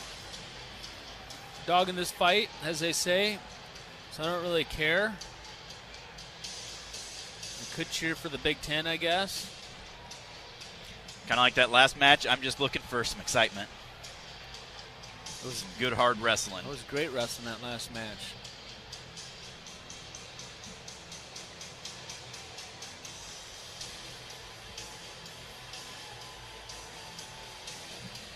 Well, Danny Olza had texted us earlier, Mark. He wanted to know, and I've asked you a bunch of times over the years, but never hurts to ask again. He wanted to know your routine on a Saturday. You win the semifinals Friday night. You got to come in and get weigh-ins done Saturday morning and then get ready to wrestle Saturday night. What are you doing rest-wise, workout-wise, nutrition-wise? What's your process to get yourself primed and ready to go? I come in and weigh in, obviously, and then honestly, I would get a drill session in late morning, like after my food settles a little bit after a weigh-in, just to kind of get my blood going, and then get just a nice flow in, and then just go back to the hotel and well, I guess there's some things you have to do for being in the finals, like these guys are showing on the big screen up here, like answer a couple questions and get your photograph taken and say, I'm Mark Ironside, University of Iowa, so they can show it on TV or whatever. Just little stuff like that or whatever. And then just go back to the hotel and relax. Try to take a nap, and if possible, and just relax. And then hang out at the hotel, basically. Or I would watch that first session. I mean, you'd watch that first session that morning and watch your teammates, and then after that's over, then maybe even go back a little bit early and relax and get some lunch in you, get a good meal in you for lunch. Stall call on Henson for backing out of bounds. Henson didn't like that call either.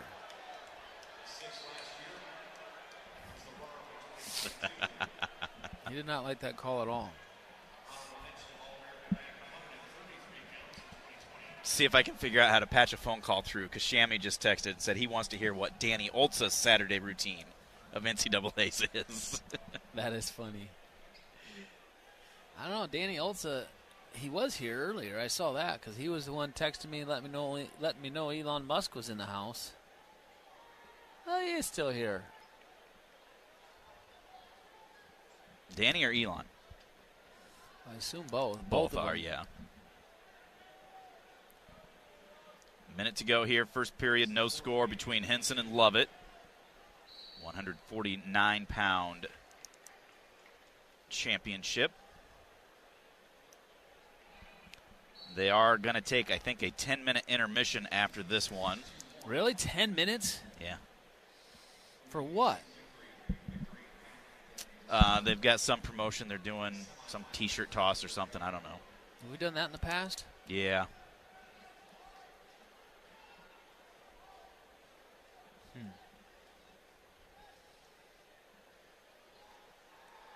30 seconds left. A lot of hard hand fighting between these two, but no leg attacks.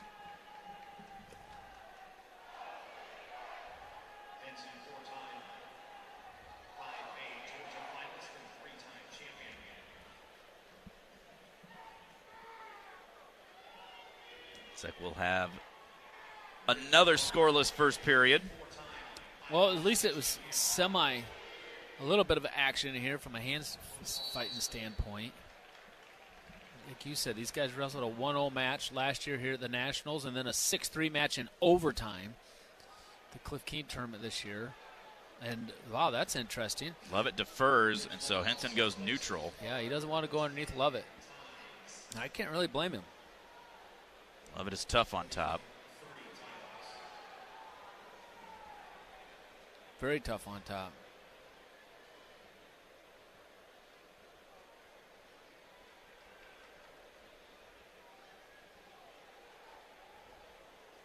Henson throws the underhook in.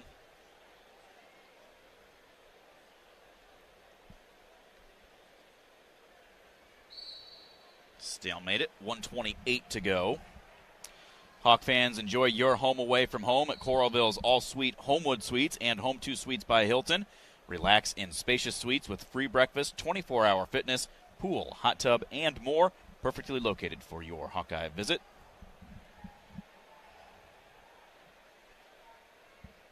Final seconds ticking away here in this second period. Excuse me, 1 minute to go. I was looking at the wrong spot.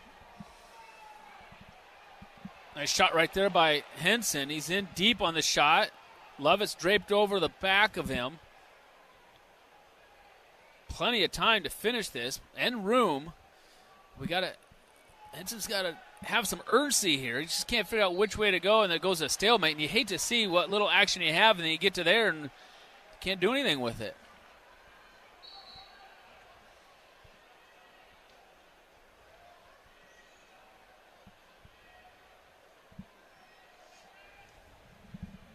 Henson comes back into that underhook with 30 seconds to go in the second. Now goes double unders, but loses it. Now drops in on a shot. Gets both ankles, but Lovett able to lock around the crotch, trying to roll him through. Switches back off to a single. Stepped over, but Lovett popping that leg over the top. Now Henson looking to find neutral danger. So he's got to pop that knee off. And if you can't reach up and pop that knee off, then you just keep sitting back into him, kind of like what Braden Davis from Penn State did this morning, then stack him up. You know what I'm saying? Almost got that, but then as he rolls back over, he gets both legs and gets the 3 takedown with 2 seconds on the clock. I don't know if that's a takedown. I don't think that is. They're his head never popped out. We couldn't see it from our I couldn't see it from. Could you see if his head popped out? I don't think so, but I couldn't tell. I don't think so either. If his head never popped out, I don't know how that was a takedown. I would be challenged that too if I was Manning. See if they show it up on the big screen. I mean, he had both legs, but yeah, the question is, was his head popped out? Here's a replay. Just like you said, he was sitting into him. See, he sits in. Lovett's like, I can't give up the neutral danger, so he lets go of the leg, and that allows him to come through. But yeah, his head never came out. I don't see how that's a takedown, but maybe now you don't. Maybe after that year with, was it Joey Slayton and Oliver? No, it was Stieber and Oliver. Stieber and Oliver, they changed it where your head doesn't have to come out. But, I mean, his hands were locked, but his head was not. If your head's not out, that should not be a takedown. Well, and he gave the 3, but as soon as he did, Lovett pulled his leg back up, so he didn't have control of the leg. I wouldn't be surprised if they waved this one off. I'll be kind of upset if they don't. And if they do, then that's a terrible rule, to be honest with you, because his head was not out. That was not control right there. Let's see what they say.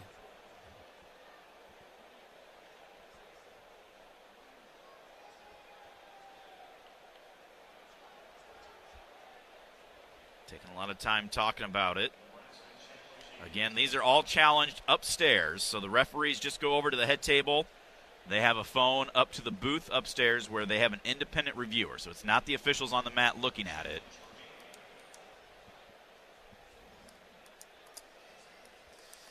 Usually the longer it goes, the more you think that either it's that close, they have to look at it a couple of times. I mean, they came through and locked his hands there, but I still don't think that is called for a takedown because your head is still underneath.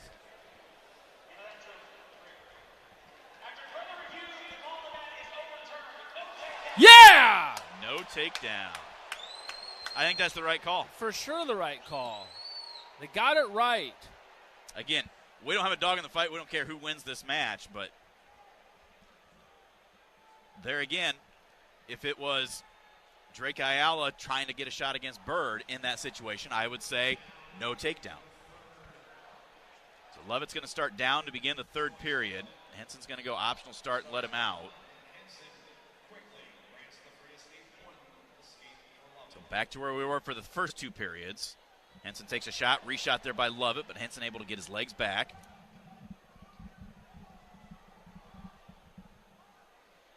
Lovett looking for a body lock type situation. Takes a shot, gets up around behind. Whizzer thrown in. Henson trying to hip into him.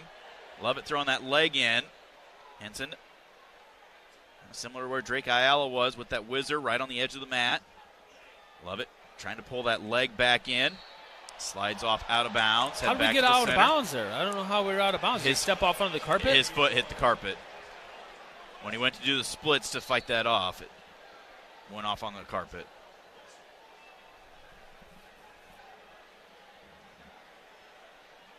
Big snap by Lovett. Lovett pushing hard. Almost like he's wanting another stall point right there. Out of bounds, head back to the center. Virginia Tech wanted a stall call for Lovett backing out of bounds. Well, they're starting to get feisty now. We got 1 minute to go. Lovett leads this one 1-0. Henson's got a big underhook on Lovett here.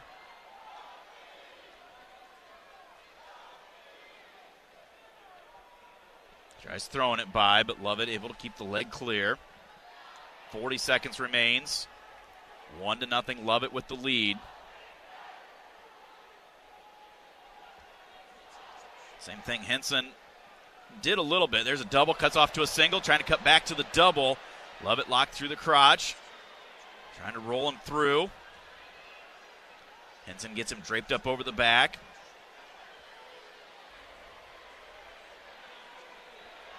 And looking to stack him up, looking neutral danger.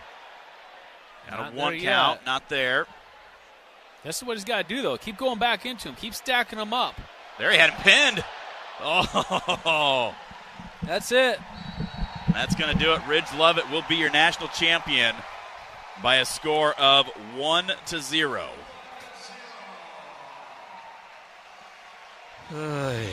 Let's make takedowns worth 4 points. Maybe we'll start getting some takedowns in this sport, right?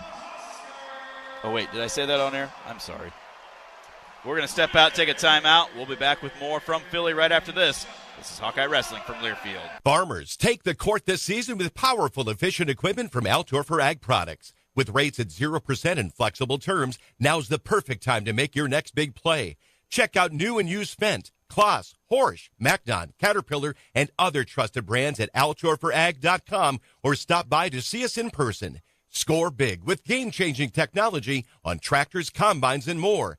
Build your championship roster. Visit Altorfer Ag Products or altorferag.com today. This is Jordan Sekefetz here for my dad Brian and his True Blue crew at Dodge Street Tire.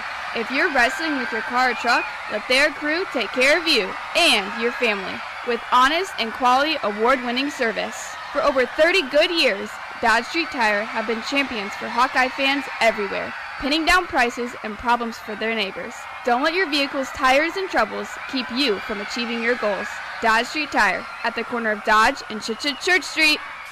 Your financial future in focus. It's Premier Investments of Iowa here on AM 800 KXIC Sunday between 8:30 and 9. Join the crew from Premier Investments of Iowa 8:30 to 9 Sunday on AM 800 KXIC. This is Jordan Sekafetz here for my dad Brian and his True Blue crew at Dodge Street Tire. If you're wrestling with your car or truck, let their crew take care of you and your family with honest and quality award-winning service. For over 30 good years, Dodge Street Tire have been champions for Hawkeye fans everywhere, pinning down prices and problems for their neighbors. Don't let your vehicle's tires and troubles keep you from achieving your goals. Dodge Street Tire at the corner of Dodge and Church Street. Join Stephen Grace and Hawkeye great Mark Ironside for the NCAA Wrestling Championships. All 6 sessions. You can listen coming up Thursday, Friday, and Saturday on AM 800 KXIC. Number 1 on your car radio preset and the new and improved iHeartRadio app. This is AM 800 KXIC Iowa City. Free never sounded so good. Something big is happening at Hy-Vee. We've just lowered thousands and thousands of prices on thousands and thousands of items in every aisle and in every department. Online, too. And on many of your favorite products, we've even matched prices with some of the biggest discount stores in the country. Because we get it, times are still tough. So we'll continue to work hard to bring you new lower prices on thousands of items. Things are looking different at Hy-Vee. Come see for yourself. Hawkeye fans, get ready for the game with Big Grove. As an official craft brewery of the Iowa Hawkeyes, we're excited to bring you the ultimate game-watching experience. Enjoy fan favorites like Easy Eddie and Citrus Surfer while cheering on the Hawks. Can't make it to Carver? Go to BigGrove.com and enter for your chance to win Hawkeye tickets all season long. Or join us at any of our 4 Iowa locations in Iowa City, Cedar Rapids, Des Moines, and Solon, where you can get out of the cold and enjoy warm hospitality while watching the game. Big Grove Brewery, your official watch party headquarters of the Hawkeyes, all season long. Go Hawks!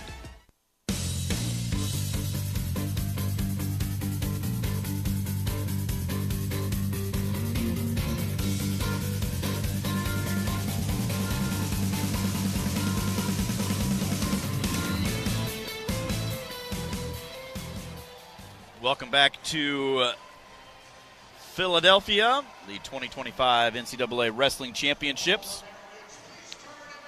We've got a little bit of an intermission right now. Halfway through this one. Started at 184, where Carter Strachey becomes the first and only 5-time national champion over Parker Kekisen. Robinson of NC State, a 2-1 tiebreaker victory over Spratley of Okie State. Lucas Bird, a 2-2 tiebreaker victory over Drake Ayala. Jesse Mendes, a 12-9 win over Brock Hardy. And then Ridge Lovett, a 1-0 win over Caleb Henson of Virginia Tech. So that means in 5 matches we had 3 takedowns in 1 match. And we've had 4 takedowns in 5 matches. Yeah. Should make them 4 points. Think that'll help?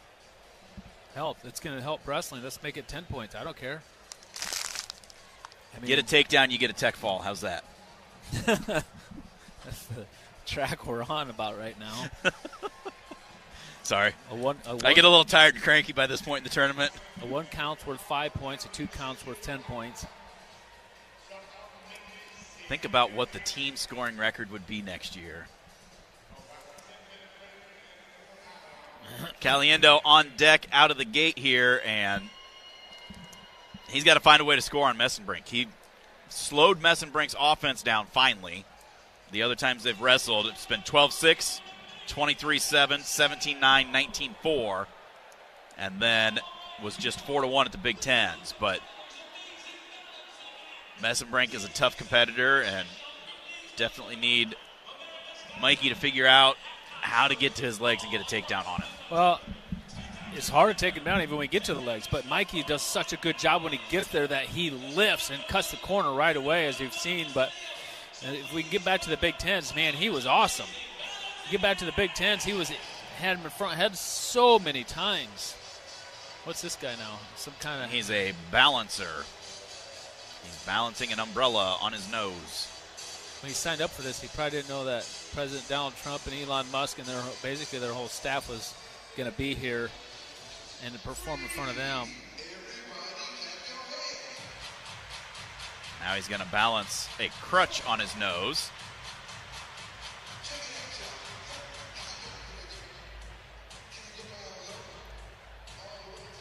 Oh, going to lay all the way down and keep it balanced.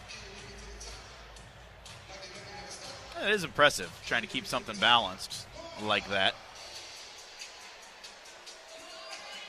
Now he's going to do an ironing board. No way. Where are we going with Opened this? up.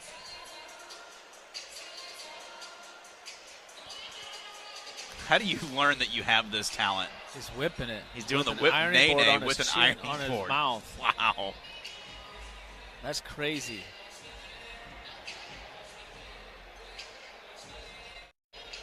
I want to see you figure out how to do that before next wrestling season, Mark. Yeah, it's not going to happen. Now we got a chair.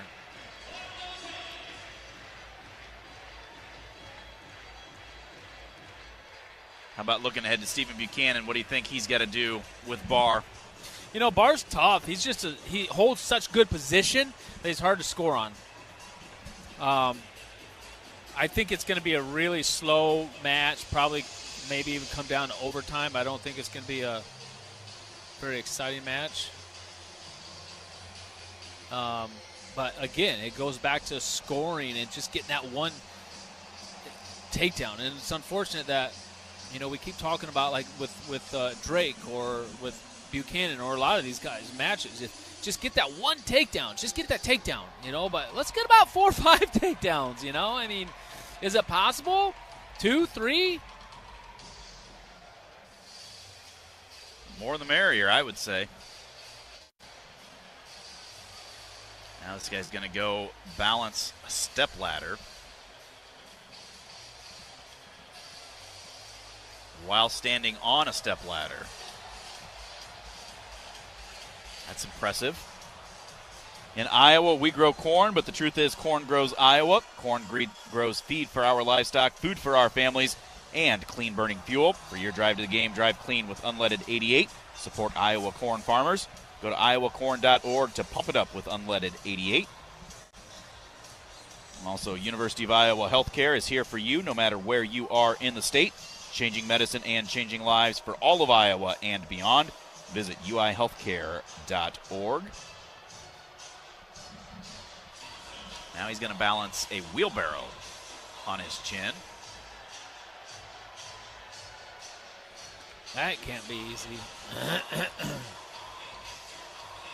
That cannot be easy. Now he's going to try to balance the tall ladder that he was just standing on. It's like either an 8 or a 10-foot step ladder.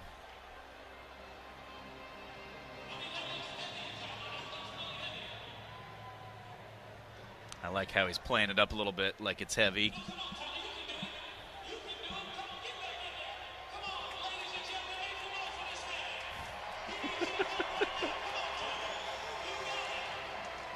Love you, Shammy.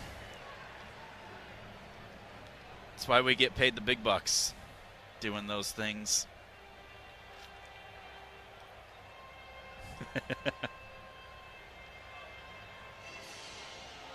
There it is, 10-foot step ladder on his chin.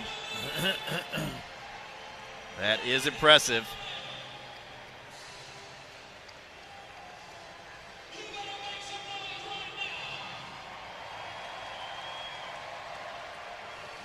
Let's step out. We'll take another commercial break. We will come back with the second half of the finals matches right after this. You are listening to the 2025 NCAA Wrestling Championships. This is Hawkeye Wrestling from Learfield. Hear that? That's the Iowa Lottery powering up the new Pac-Man scratch ticket, where you could jump your way to $50K in instant cash prizes. Even if you don't score big in your first round, you still get an extra life. Because you can enter non-winning tickets in the VIP club for a chance to win a Pac-Man arcade package, plus your share of $325,000 in cash prizes. That's a lot of Waka Waka winning. Woohoo! Pac-Man is registered and copyrighted by Bandai Namco Entertainment Inc. Enter and see rules at iLottery.com/VIP. Hey, Hawk fans, ready to elevate your game day experience? Introducing Daydreamer Cannabis-infused beverages. Made locally in North Liberty, Iowa, Daydreamer is your all-natural, low-calorie lifestyle beverage made with real fruit. It's light, healthy, and alcohol-free. Just what you need to keep you relaxed when the game heats up. So grab yourself a Daydreamer. Sip local and dream big. As always, enjoy responsibly. Visit us online at enjoydaydreamer.com. Whether you're traveling for business, pleasure, sports, or with one of our guided tours, our team of travel experts at Travel Leaders Destinations Unlimited will ensure you have a memorable, worry-free experience. Let our professional travel advisors with extensive travel experience and destination knowledge handle your every travel need. Family-owned and operated, Travel Leaders Destinations Unlimited has been serving the Hawkeye community for many years, receiving the Agency of Choice Award several times. Make your travels easy with Travel Leaders Destinations Unlimited at duagency.com. Hello, Iowa. Here's a promise. Wherever you are in this great state, University of Iowa Healthcare is here for you, even if you never walk through our doors. Educating, caring, leading research, sharing our expertise with all. Because we believe that UI Healthcare is here to make all of Iowa better. UI Healthcare, changing medicine, changing lives. Visit uihealthcare.org. This is Jordan Sekafetz here for my dad Brian and his true blue crew at Dodge Street Tire. If you're wrestling with your car or truck, let their crew take care of you and your family with honest and quality award-winning service. For over 30 good years, Dodge Street Tire have been champions for Hawkeye fans everywhere, pinning down prices and problems for their neighbors. Don't let your vehicle's tires and troubles keep you from achieving your goals. Dodge Street Tire at the corner of Dodge and Church Street. You might think Iowa grows corn, but the truth is, corn grows Iowa. Corn can even fuel your drive to watch the Hawkeyes play when you choose Unleaded 88. It's a fuel that's cheaper, cleaner, and greener. Plus, it's homegrown, making Unleaded 88 the clear choice at the pump and totally worth the hype. So as you head to cheer on the Hawkeyes this season, don't just fuel up. Pump it up with Unleaded 88. Find Unleaded 88 at a station near you. Go to iowacorn.org/88.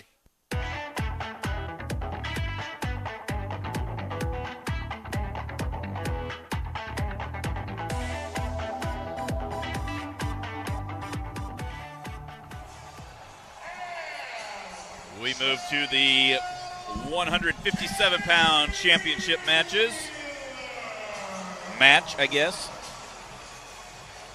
Number 8 seed Joey Blaze of Purdue taking on the number 3 seed Antrell Taylor of Nebraska. Taylor with a 7-2 win over Meyer Shapiro of Cornell. I was telling you, we were back at the hotel and I was on Twitter for a little bit, and Flo had an interview with Shapiro. He said he had 3 seizures in one day, went to the hospital, was in a coma for several days, had like a punctured lung, had 400 cc's of blood in his lung. They thought he might die, and that was in February. That's crazy. And a month later, he's wrestling at the national tournament. That's crazy. Absolutely crazy. And he was disappointed that he finished 5th. Like, dude, you're lucky to be alive, and finishing 5th is a heck of an accomplishment. That's the wrestler's mentality right there. Schamberger, I'm sorry we couldn't bring in more of the halftime show and the commentary. Hey, we got all of it on there, man. It wasn't exactly entertaining for us there either, buddy. You need some live action, some drummers, you know, like Steven said, like in Detroit we had drummers like with the buckets. 5-gallon buckets or some dancers or some live music and something to get this place going. It was impressive what the guy could do, but that wasn't it for this situation, I didn't think.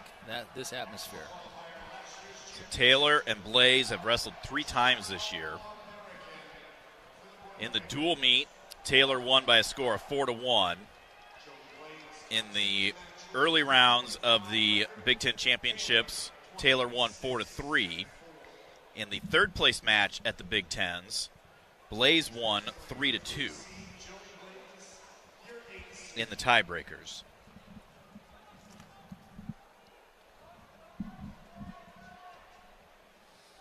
Blaze, the number 8 seed, knocked off Kazak in the quarterfinals.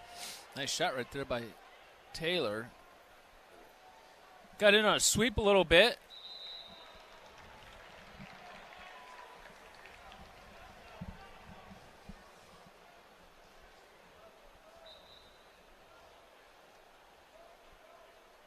Halfway through this first period, no score.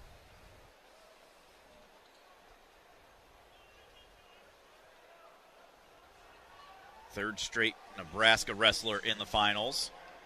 Hardy lost at 141. Ridge Levitt won at 149.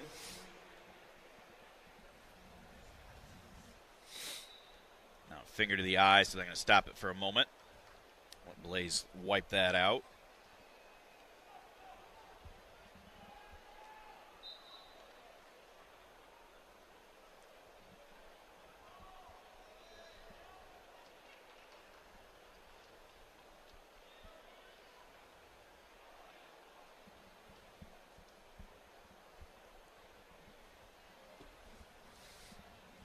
We talked a little bit earlier, not in this broadcast, but in the morning's round broadcast about how important bonus points were and what Nebraska did. And not only about bonus points, but wrestled so high above their seeds.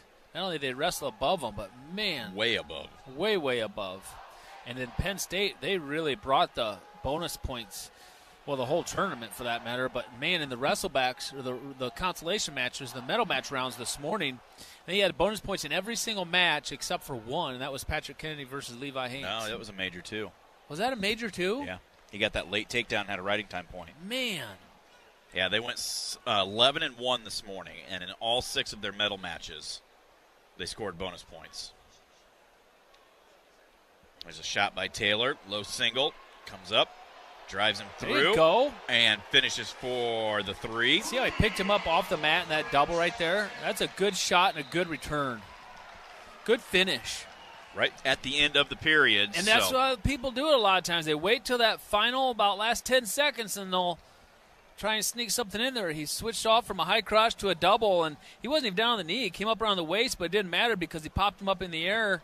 He got him off of his feet before that. Did a good job coming back up, bringing his legs and hips underneath him, and then coming up and lifting. And that's exactly what Patrick was talking about when he was up here about finishing shots. Is coming up off his knees and coming up to his feet more and finishing on his feet more.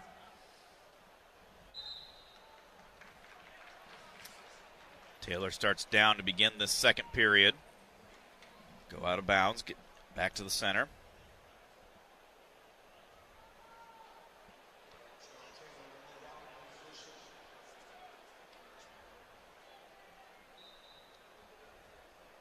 Taylor works up to his feet. Blaze trying to trip him down. Taylor squares up, reaches back over the head, grabs the leg right on the edge. Seeing if he can turn this into a reversal. Now he just turns, tries to kick away. Blaze hanging onto that leg. Taylor hopping around. Blaze picks it up, tries to trip him down as they go out of bounds. Stall warning on Blaze.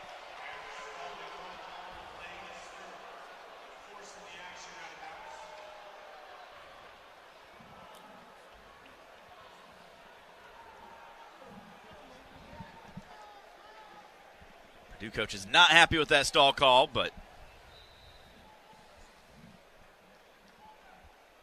it is what it is. Out of bounds, head back to the center. 31 seconds riding time for Blaze right now with 1:26 to go, second period. 3-0 is the lead for Taylor of Nebraska thanks to a first period takedown.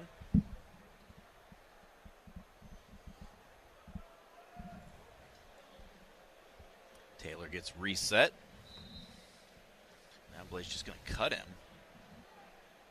That's interesting. You ride him for 30 seconds and then cut him? Yeah, I don't know. Well, I felt like he probably maybe couldn't turn him and go back to the feet. But he's got to get something going. Blaze has had a great tournament. Just a stingy tournament. Some close matches, but just gritty wins. 7-0 over Santiago. 2-2 tiebreakers over Askey. 5-4 over Kazak. 4-2 over Chumbley. Askey and Kazak, those are some worthy opponents. And Chumbley, what a awesome tournament Chumbley had from Northwestern. I think he said the 20 seed coming in. Yep, he finished 4th. And he was in the semis.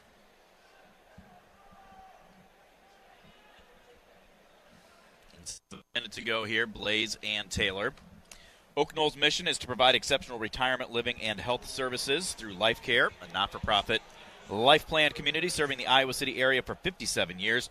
Oak Knoll, conveniently located near the University of Iowa Healthcare Campus, Kinnick Stadium, Carver Hawkeye Arena, and downtown Iowa City. A proud sponsor of Hawkeye Athletics. Visit oakknoll.com to learn more. With that win from from Illinois, that bumped them up in front of Virginia Tech and North Carolina State. No, North Carolina State got a win out of Robinson at 25. Up for Virginia Tech. 1 point behind Northern Iowa. Final seconds tick away. Another stall call and a point in favor. Or no, that was the escape, excuse me, for Taylor. So it's 4-0 as we go to the third. Blaze will start down. Everybody thought that Purdue was going to have a finalist, but I think they all thought it was going to be Ramos. Nobody saw Blaze coming. No effort from Taylor to ride, so 4-1.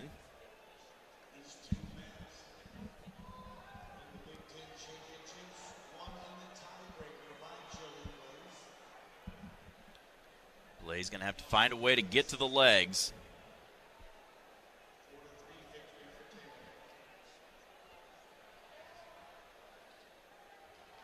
Tried passing an elbow, but didn't get anywhere with it.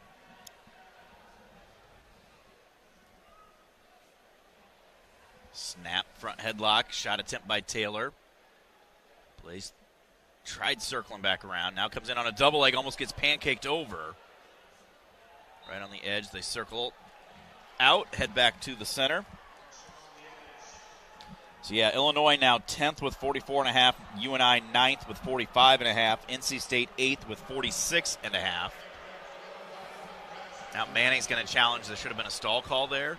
I don't know about that. Cornell 7th. They have 50.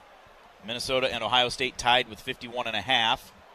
Hawkeyes at 77, Okie State 94.5, Nebraska 113, Penn State with 173.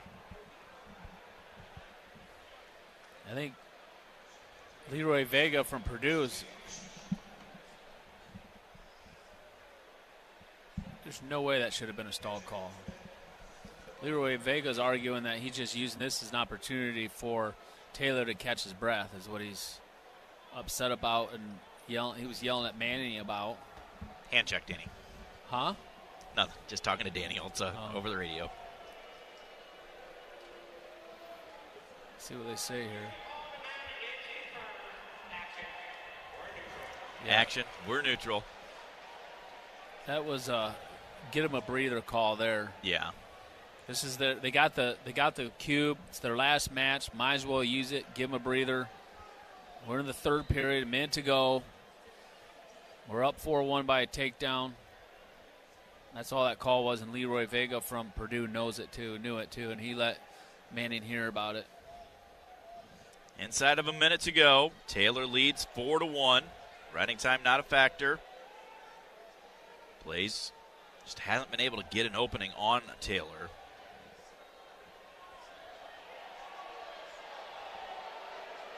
Fans clamoring for a stall call against Taylor. A stall call is not going to really do you a whole lot right now. I mean, he needs a takedown.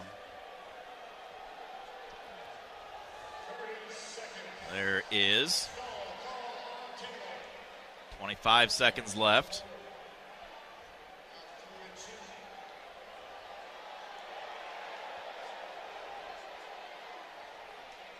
Blaze stepping in a couple of times, getting some fakes. I'm trying to get a go behind with 10 seconds left. Probably going to get a stall point here pretty soon. Nope, Taylor circles out, goes back to the center. And that's going to do it. 4-2 will be the final score. Antrell Taylor will be your national champion. So Nebraska goes 2 out of 3 in the finals. Blaze not happy about that. Blaze is out of here. We're going to step out for a timeout. We'll be back with Mikey Caliendo at 165 when we return.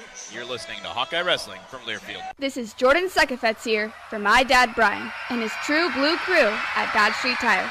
If you're wrestling with your car or truck, let their crew take care of you and your family with honest and quality award-winning service. For over 30 good years, Dodge Street Tire have been champions for Hawkeye fans everywhere, pinning down prices and problems for their neighbors. Don't let your vehicle's tires and troubles keep you from achieving your goals. Dodge Street Tire at the corner of Dodge and Church Street. Shop the All-American Sale at Grand Appliance for winning appliance deals on Grand's starting lineup of American-made appliances and up to $800 in savings you won't find anywhere else. Add in Grand's designer showrooms, personalized sales assistants, and professional installation, and you've got a silky smooth experience no other retailer can match. Score big at grandappliance.com or in person at their local showrooms in Davenport and Cedar Rapids. That's Grand Appliance, appliance experts since 1930. It's time for big fun in Coralville. This is Mayor Megan Foster inviting you to join us Saturday, March 29th for the annual 4th Fest Basket Auction at Brown Deer Golf Club. Starting at 2 p.m., view baskets brimming with gift certificates, treats, unique specialty items, and more. Bidding begins at 3 p.m. and you can take home your favorite gift basket. All proceeds go to 4th Fest, Coralville's spectacular summer family event. Let's make it bigger and better than ever at the Basket Auction on Saturday, March 29th. Check coralville.org for details. Welcome to AutoZone. What are you working on today? My car is making this noise. Sometimes it's like doop doop, and sometimes it's like grrr. Do you have a dash light on? Oh yeah. And we don't have to listen for clues. With the free Fix Finder service, we can read a check engine, ABS, or maintenance light to find the likely fix and even recommend a local shop if you need one. So you don't need to hear the grrr. Not with Fix Finder. Free at every AutoZone. Get in the zone, AutoZone. Restrictions apply. Number 1 on your car radio preset and the new and improved iHeartRadio app. This is AM 800 KXIC Iowa City. Free never sounded so good. Hawk fans, stop in and visit the newly renovated guest rooms at Hyatt Regency Coralville Hotel and Conference Center, located in the heart of Iowa River Landing. Stay within walking distance of Extreme Arena, home of the Hawkeye volleyball team, as well as great restaurants, shopping, and scenic walking trails along the Iowa River. Hyatt Regency Coralville is also the home of Hawk Talk with Jan Jensen and Fran McCaffrey. Come together at Hyatt Regency Coralville, where everything you need is right here. Hear that? That's the Iowa Lottery powering up the new Pac-Man scratch ticket, where you could jump your way to $50K in instant cash prizes. Even if you don't score big in your first round, you still get an extra life. Because you can enter non-winning tickets in the VIP club for a chance to win a Pac-Man arcade package, plus your share of $325,000 in cash prizes. That's a lot of Waka Waka winning. Woo-hoo! Pac-Man is registered and copyrighted by Bandai Namco Entertainment Inc. Enter and see rules at iLottery.com/VIP.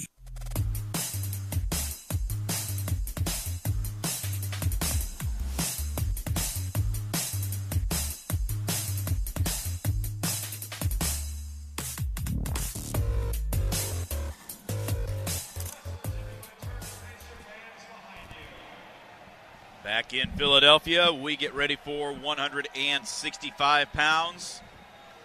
Top seed Mitchell Messenbrink of Penn State against third-seeded Mikey Caliendo for the Hawkeyes.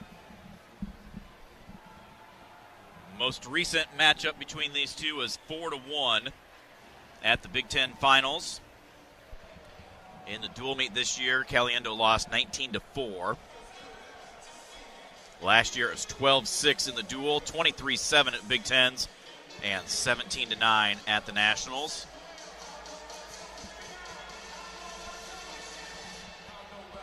Well, definitely not favored to win this one, that's for sure. Messenbrink has just been on another plane of his own, but boy, did Mikey Caliendo close the gap at the Big Ten Championships, at least from the scoring standpoint, 4-1. Just got to figure out a way to take this kid down. And it's only been, as far as my knowledge, he's only been taken down one time all year. Yeah. And that was at the Big Tens. Yep. So we know he can be taken down, but I'd be curious to see what the coaching staff has done between the Big Tens and now, knowing that this matchup was going to come, and see what kind of game plan that we have coming into this match.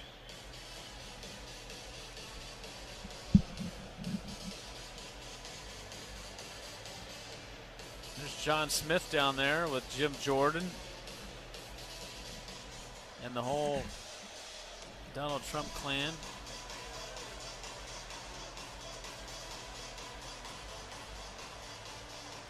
Oh, and then his Jim Jordan's nephew, Isaac.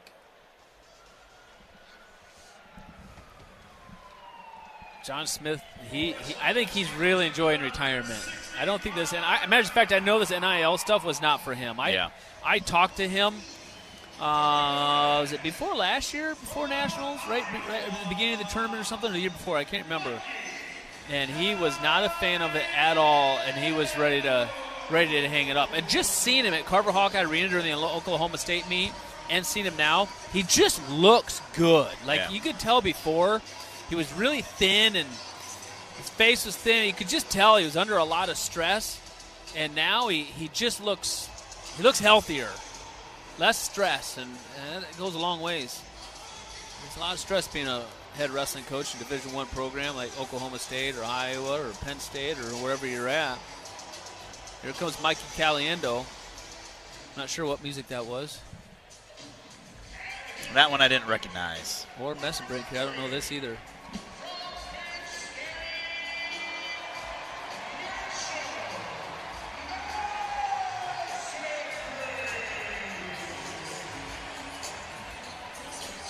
Here comes the first of many Penn State finalists. Well, I guess Starachi's already been out. And yeah, 65 and Levi's not there, so a 97 in heavyweight. Yeah, this one in heavyweight, or 97. This one 97 in heavyweight. No, Kirkfleet got beat by Hendrickson, remember? Oh, that's right. Yeah. So they just have 2 more. They only had 3. I was thinking they had 5. So it's just what I guess I'm used to. All right, Mikey Caliendo. For the OK from TV, both these guys pacing back and forth. Remember, after the end of the Big Ten match, this Messenbrink, he talked to Caliendo at the end of the match and told him that he appreciated Caliendo coming out and making it a wrestling match and coming at him instead of just kind of standing around and running the whole time. He appreciated good wrestling.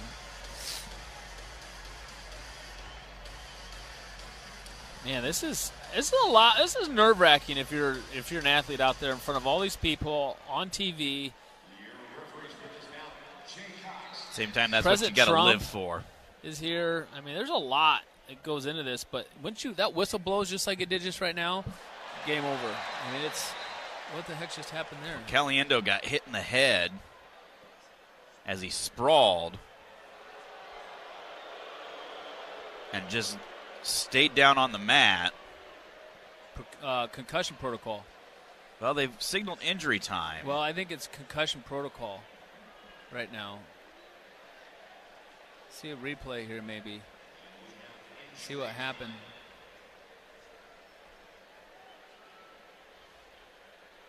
Yeah, it was weird because Messenbrink came across and Caliendo went to sprawl and he just stopped, like he just laid down on the mat and didn't really move. I mean, I wonder if maybe he got his bell rung a little bit, like blacked out for a second. I don't know, but they did signal injury time, not concussion time, which means Messenbrink would have his choice. Well, they're not really doing any concussion tests or anything on him. Just kind of letting him gather his. So, yeah, it is an injury time, so Messenbrink gets his choice. So Messenbrink will go down 8 seconds into the match. Well, I guess it's better to give up 1 for an escape than 3 for a takedown, if that's what you wanted to do. But that was weird. Caliendo riding over on that left side. Messenbrink to his feet. Caliendo trying to trip him down. Cannot, so there's the escape. Caliendo got 17 seconds towards riding time. Messenbrink, look at him just kind of moving and bobbing and weaving all over the place. That's where Caliendo, when he gets his hands on him, he needs to keep him on him and not letting him use all that motion. Shot by Messenbrink. That's what I'm talking about right here. This is where we need to score, Steven. Shot by Messenbrink. We kind of forced a bad shot there, and then we're going to let this go to a stalemate, or Messenbrink's going to clear out. Got to wrestle here. Ugh. Well, between Big Tens and Nationals, we didn't gain anything there. Jessica said he got head-butted under the chin when he came across.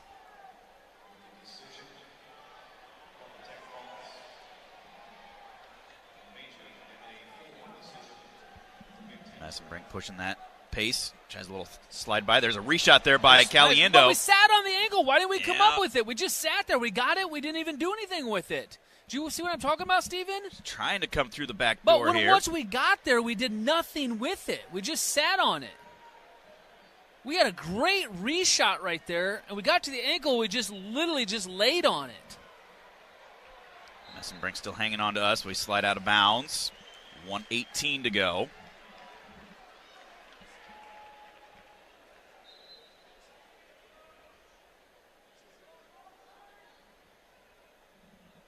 Messenbrink does that a lot. It's almost like he's wanting you to come across, and he's just moving his head like a boxer and then get you to miss, and then he drops underneath of it,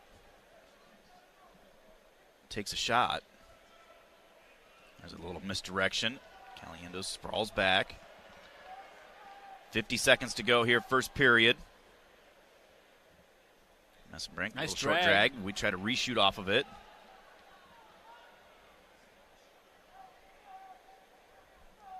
Nice little snap off the fingers right there by Caliendo. Caliendo doing a good job moving his hands, moving his feet. Has given a hard. He's making it tough for Messenbrink to set anything up on him too.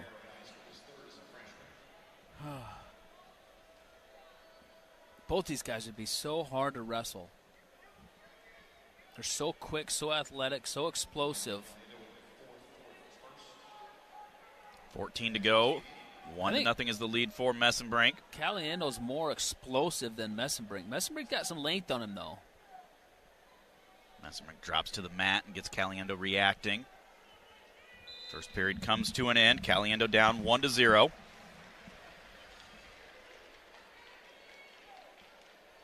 Caliendo's choice. He'll start down.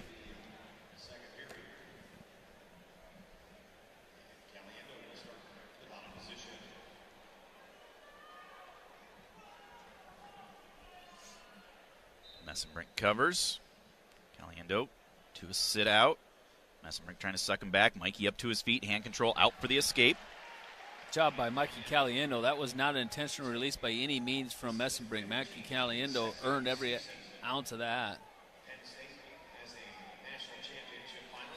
Caliendo doing a good job not reacting to a lot of what Messenbrink's bringing at him and all that motion and everything.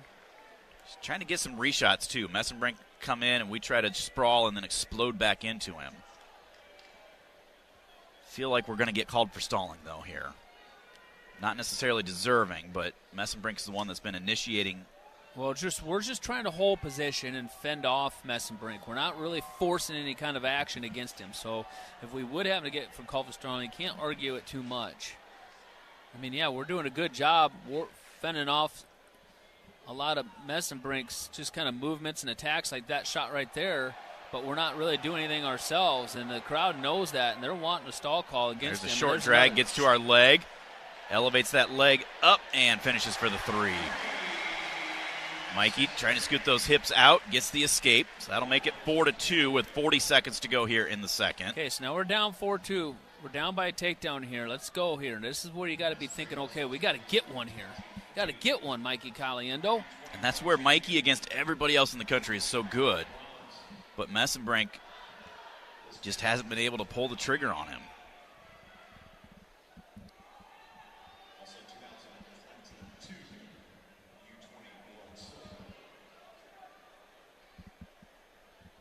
There's Caliendo, takes a shot, but stepped out. Messenbrink did. Caliendo changed levels again, but a down block that time by Messenbrink. It will be 4-2 Messenbrink as we go to the third period. Messenbrink's choice. He will go down.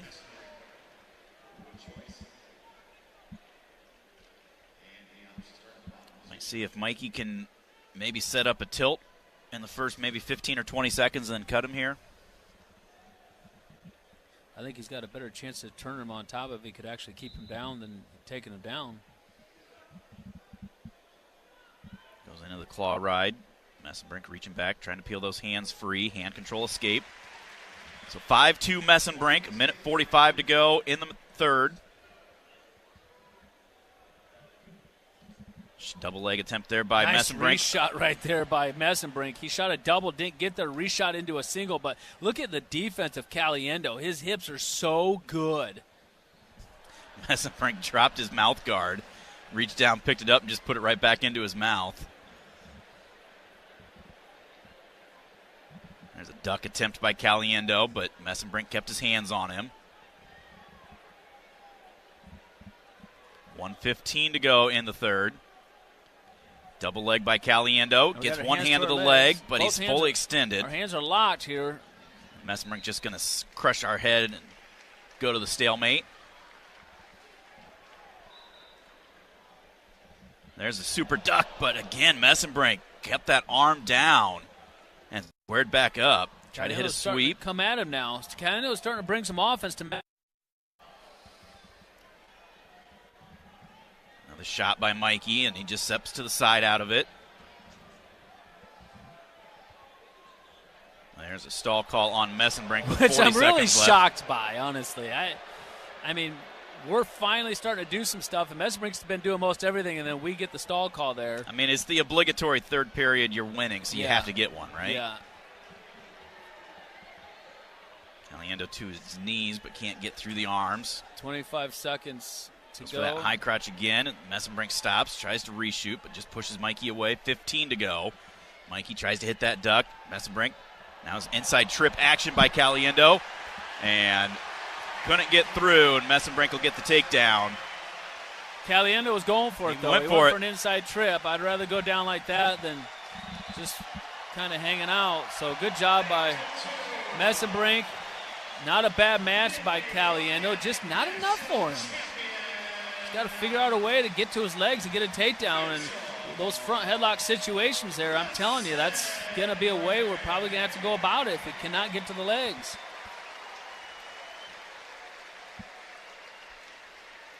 I don't really constitute that last takedown. It scores technically like 5-2 instead of 8-2, but it is what it is. A loss is a loss. So Hawks 0 for 2 so far, with Stephen Buchanan yet to come. We will step out for a timeout. We will be back with more from Philadelphia, the 2025 NCAA Wrestling Championships. This is Hawkeye Wrestling from Learfield.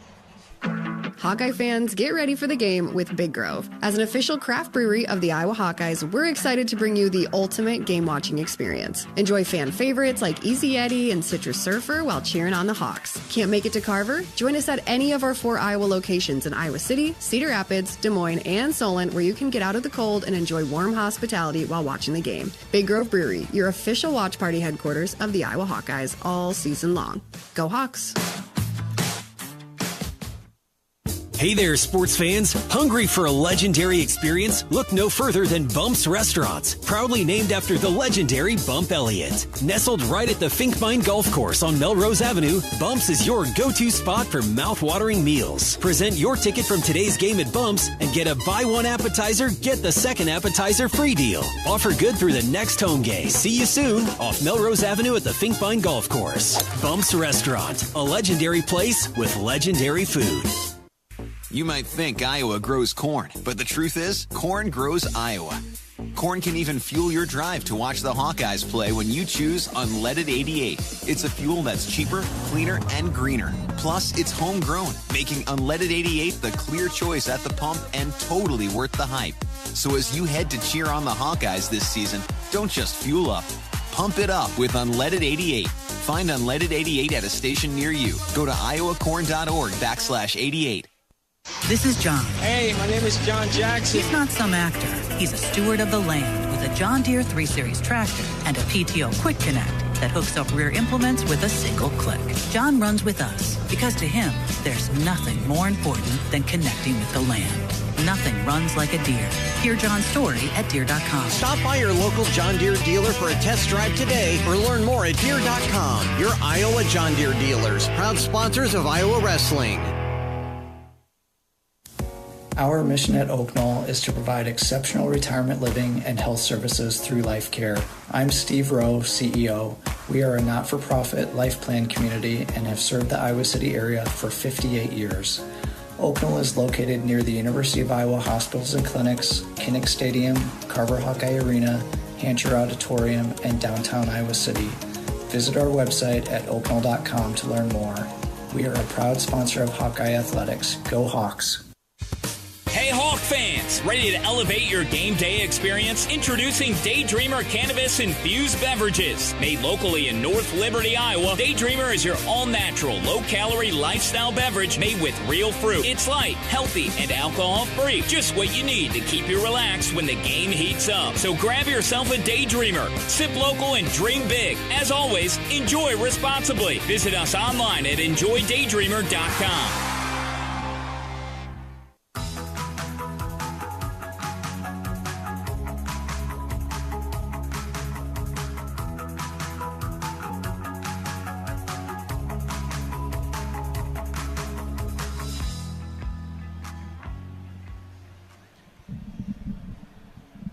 Welcome back to the 2025 NCAA Wrestling Championships. 174 pounds. Next, a rematch of the Big 12 Championships. Keegan O'Toole, the top seed from Missouri, taking on the number 3 seed Dean Hamdy from Oklahoma State.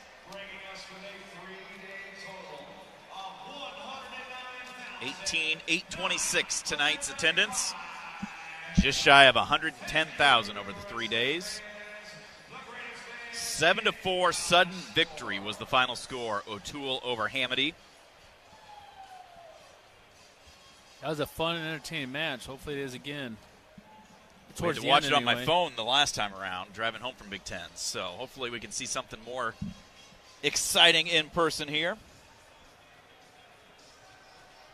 Looking for a place to spend your next lunch break? Come enjoy Watermill Kitchen and Bar's delicious weekday lunch specials, featuring a pick 2 for $12. Select from refreshing salads, flavorful sandwiches, or comforting soups to build a healthy and quick lunch, all for a great deal. Check it out at Watermill Kitchen and Bar every weekday from 11 a.m. till 5 p.m. Also, as the official wireless partner of the Iowa Hawkeyes, U.S. Cellular reminds you that on game days, your hands are for cheering, not texting, because game days are built for the Hawkeyes. U.S. Cellular, built for us.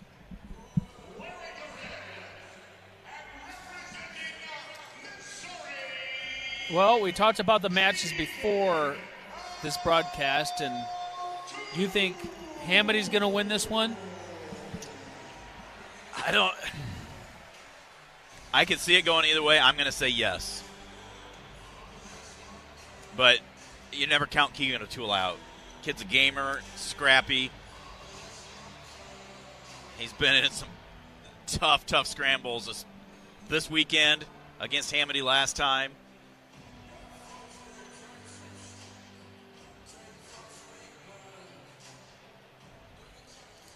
O'Toole makes his way out.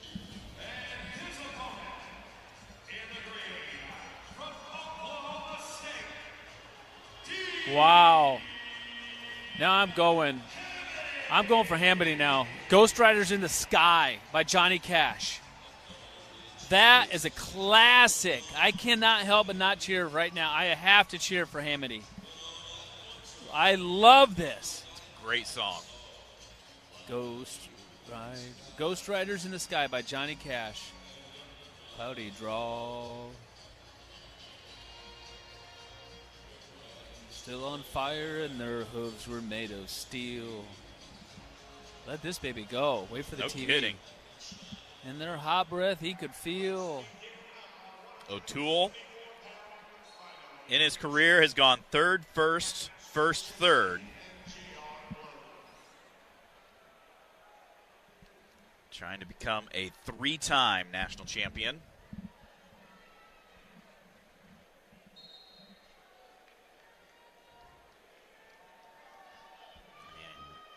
Finger to the eye right there. O'Toole wipes it out real quick, gets back to action.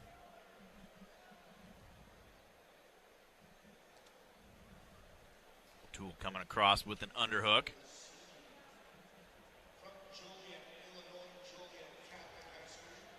Hamdy tries to take a low single against that. Is it a situation where, I mean, not that O'Toole's necessarily watching Patrick Kennedy's match, but, I mean, do you ever see, like, hey, this is where this guy had success against my opponent, maybe I could try that? Or is that something where, you know, unless it's necessarily in your arsenal, you don't really worry about it? You just stick with where you're good. Well, you try to stick with where you're good, but you try to have an arsenal that is pretty broad, and you're good from a lot of different areas. Tool in on a leg right here, trying to readjust on that ankle to elevate it. Hamdy hopping around on his right leg. Tool missed a couple of times trying to trip him down. Now he gets it elevated up a little bit higher. Hamdy's hard to score on because he's so lanky. But I tell you what, O'Toole is so veteran experienced, and he's so, as we saw one of his matches in this tournament where he came from behind like it was just like a Sunday afternoon walk, you know. No big deal. I just need to get a takedown here, and he got it. O'Toole needs to take this leg up high. Like, there you go. There now he's taking it up high, but now he needs to stay in bounds. As he tries pulling him in, he lost it. Oh, my gosh. I cannot believe he gave that up. Hamdy able to kick out. Wow. I do not understand how he just lost that leg. I was kind of surprised, Mark, when I was looking at Hamdy's resume. He's finished 6th twice and then was round of 12 last year. I was thinking that he had finished higher than that in his career at Wisconsin, but 35 to go here. First period, no score. O'Toole of Missouri, Hamdy of Oklahoma State. Stephen Buchanan, the next match coming out because they wrestled 184 first. Double attempt by O'Toole, but Hamdy clears out.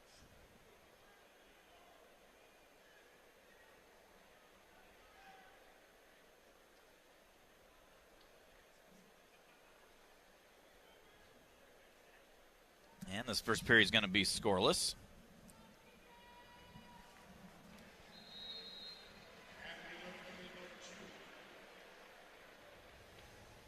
Hamdy's choice.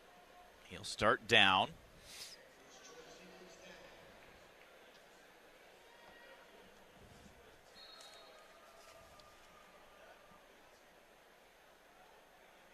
Hamdy out of Joliet, Illinois. Is he? I didn't know he's out of Illinois. Yep. I was thinking he was a Wisconsin guy originally, but Joliet, isn't that where the Blues Brothers? Yep. It's 106 miles to Chicago. Got a full tank of gas, half a pack of cigarettes. It's dark out. And we're wearing our sunglasses. Hit it. That's where he got him out of prison, right? Yep.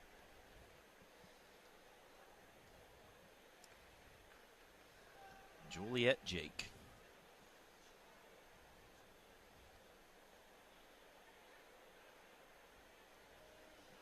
This crowd is just kind of buzzing. They've been all night just waiting for some sort of explosion. We had a little bit at 141.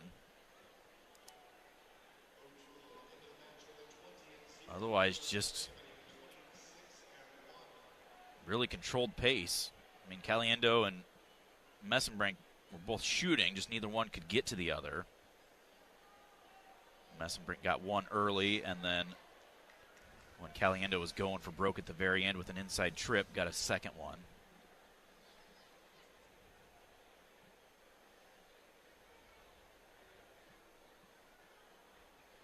.30 seconds remain, second period.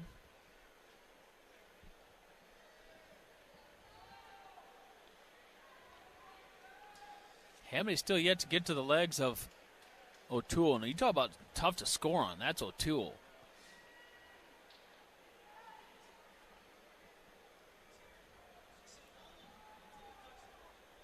10 on the clock here in the second period. And it will be a 1-0 lead for Hamdy. O'Toole's choice in the third. Hawkeye fans, today we're talking about a little bit different black and gold than what you might think. Get your all-new Pac-Man scratch ticket today from the Iowa Lottery. It's available at your favorite Iowa Lottery retailer. That's not all. With the Pac-Man Second Chance promotion, you could be Waka Waka winning $15,000 or even $25,000, plus your very own Pac-Man arcade. Enter today. Find details at ialottery.com. O'Toole with the escape. All right, let's see if somebody can do something here in this period. Third period now. All tied up 1-1. Shot by O'Toole from a long ways away. Stalemate and a front headlock.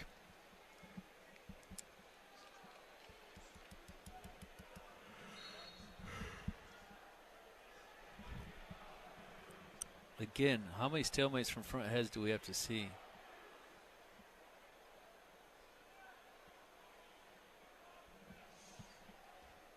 Both these guys have some great offense, too. Like, really good offense, but both of their defense is so good. Now they're seeing reshot to reshot, and there's Hamdy in on a shot on O'Toole. Picks the leg up and comes around from behind for a three-point takedown. Nice job right there by Hamdy. Almost got near falls.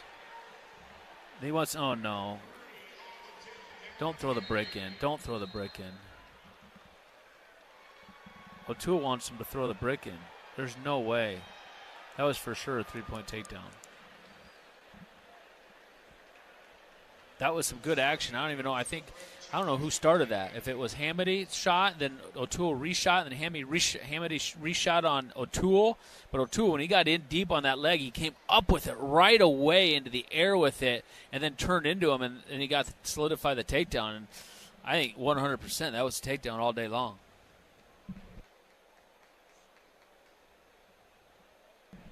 Here's a replay. Yep, Hamdy shot. O'Toole reshoots. Now Hamdy reshoots. And watch him come up right here. That's a great job. It threw him over to his hip, and that's a takedown. It threw when he came up into the air. Did you see how O'Toole went to his hip? That's when Hamdy was able to finish. That's what happens when you come up in the air with the leg.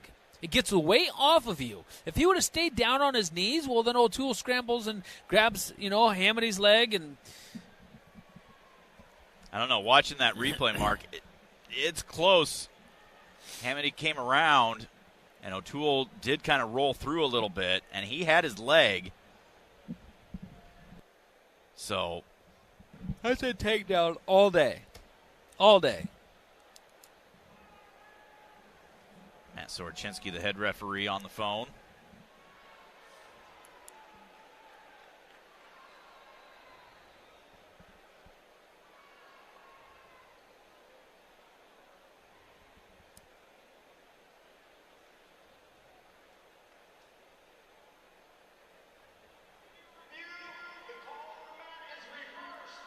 No takedown. I completely disagree with that. That was 3. See? Yeah. Carr thinks it was 3, too. The only thing that I could see was kind of a last ditch. He kind of rolled through. His legs were kind of split. And I don't want to hear it, Steven. That was a 3-point takedown. Nate Carr Sr. over here next to us, he agrees. I will stand behind that all day long. But you know what? They reviewed it to a neutral situation there. That was whatever. So 1-1, 35 seconds left in regulation.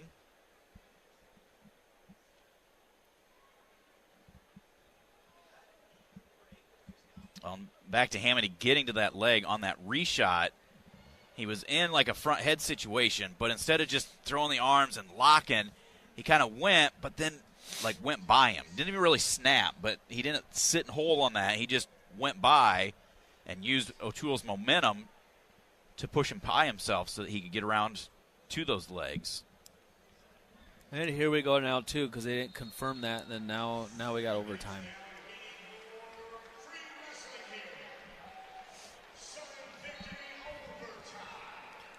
That was horrible.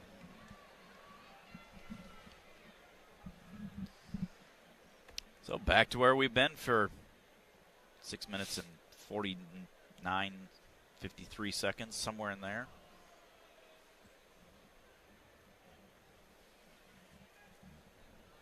There's Hamdy on a shot.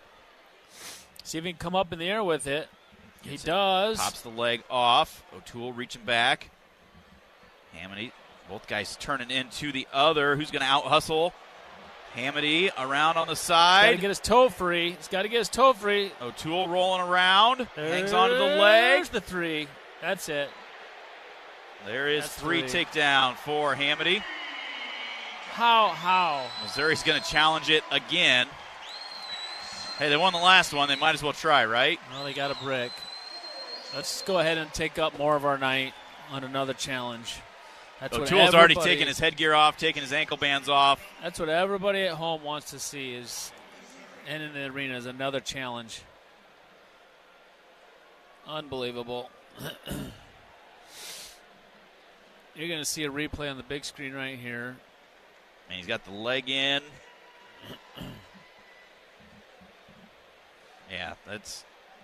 He's got a hold of the leg, but he's got the other leg hooked. He's all the way around. I mean, there's nothing. Okay, if you're going to go that far, hey, you could have gone neutral danger at that point. Yeah. I mean, he was literally on his back. I don't even know why they're even. I just don't get it. Like, let's move on. Let's go to 197. Use it or lose it, Mark. Use it or lose it.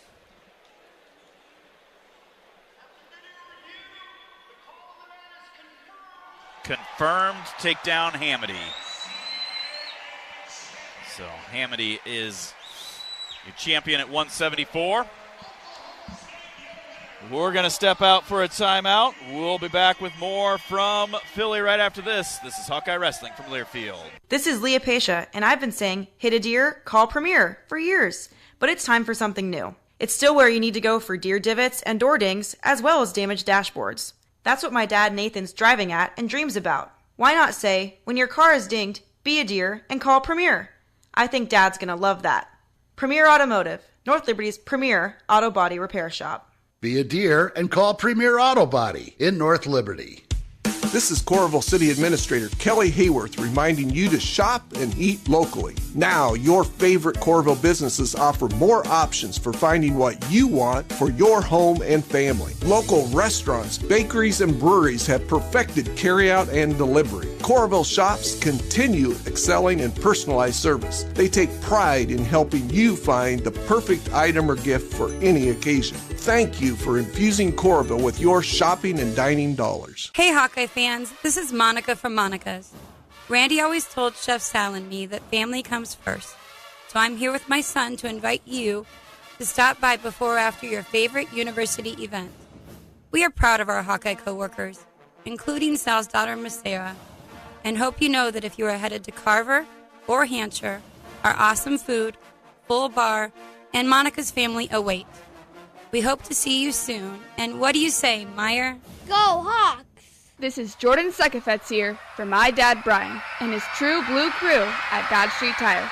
If you're wrestling with your car or truck, let their crew take care of you and your family with honest and quality award-winning service. For over 30 good years, Dodge Street Tire have been champions for Hawkeye fans everywhere, pinning down prices and problems for their neighbors. Don't let your vehicle's tires and troubles keep you from achieving your goals. Dodge Street Tire at the corner of Dodge and Church Street. You're listening to Iowa Hawkeye Sports Radio on AM 800 KXIC and the Iowa Sports Radio Network. Whether you're traveling for business, pleasure, sports, or with one of our guided tours, our team of travel experts at Travel Leaders Destinations Unlimited will ensure you have a memorable, worry-free experience. Let our professional travel advisors with extensive travel experience and destination knowledge handle your every travel need. Family-owned and operated, Travel Leaders Destinations Unlimited has been serving the Hawkeye community for many years, receiving the Agency of Choice Award several times. Make your travels easy with Travel Leaders Destinations Unlimited at duagency.com. Hello, Iowa.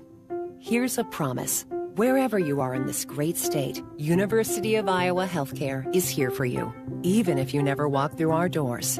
Educating, caring, leading research, sharing our expertise with all.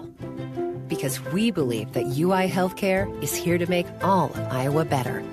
UI Healthcare, changing medicine, changing lives. Visit uihealthcare.org.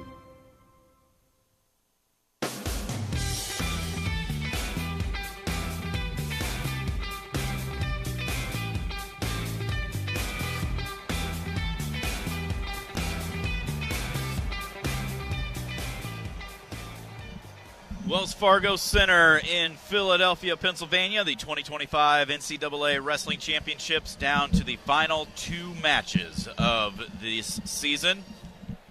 197 pounds, the number 4 seed Josh Barr from Penn State taking on Iowa's second-seeded Stephen Buchanan.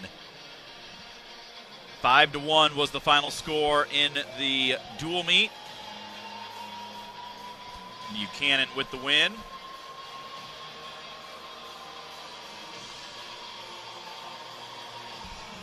Quite a few of these wrestlers, after they get done on the award stand, walking over to get a picture taken with President Trump. Not all of them, just not all of them, but quite a few.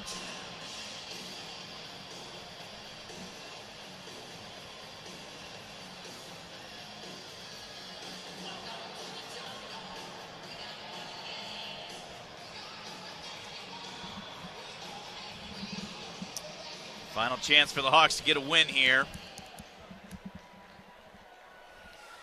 Buchanan has looked really good all season long. Was a little tight at the Big Ten Championships. I think that cost him against Cardenas. Let's see him just come out and wrestle free. Make it happen here tonight.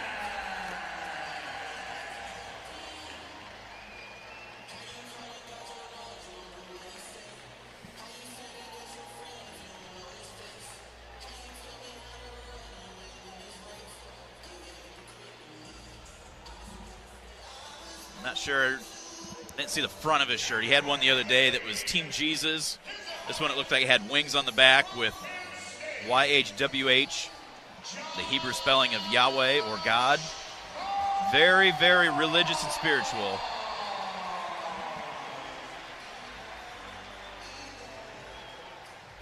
And lives into it. He's just super polite, just a great kid. He is a really, really good, polite kid. Incredible kid. I've really enjoyed being around him this season and getting to know him a little bit. And always talkative and just super polite and respectful, but smart too. You know, extremely intelligent. I couldn't tell, but it looked like his brothers were down doing one of the contests that they had last night, and you would have thought it was Steven down there. I don't know if they're twins or if he just looks that much like him.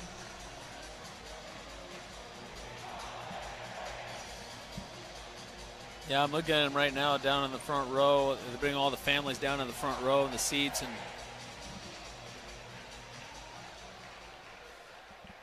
here we go. Josh Barr and Stephen Buchanan underway. Barr got hurt at Big Tens. There's a shot by Barr right off the whistle here. Gets to the legs of Buchanan. Trying to suck Buchanan in. Buchanan trying to get his leg back, and he does. Buchanan, a pretty big 197-pounder. Josh Barr with that. He got hurt at the Big Tens, and he's got that wrap around his left leg. It's up on his thigh, yeah, up on like his a thigh, hamstring. Like maybe a tweaked a hamstring or something, which is a pretty quick turnaround for him, tweaking a hamstring. Yeah, those don't heal in a hurry. Or ever, yeah. For that matter. 2:20 to go here in the first.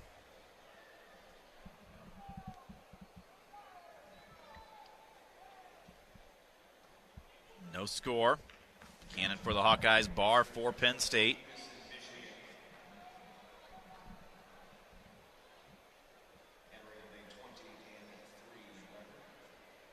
I forgot Barr was out of Davison, Michigan, where Metcalf was from.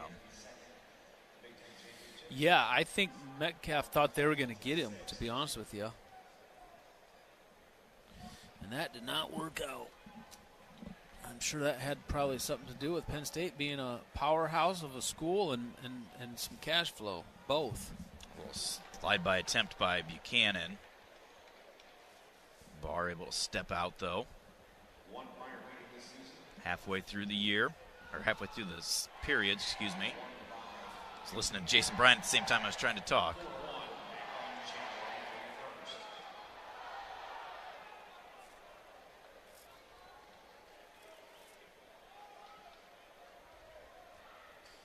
Barr snaps, pulls Steven towards him, but Buchanan clears out. Barr dropped like he was taking a shot, but Buchanan just kept his hands on him.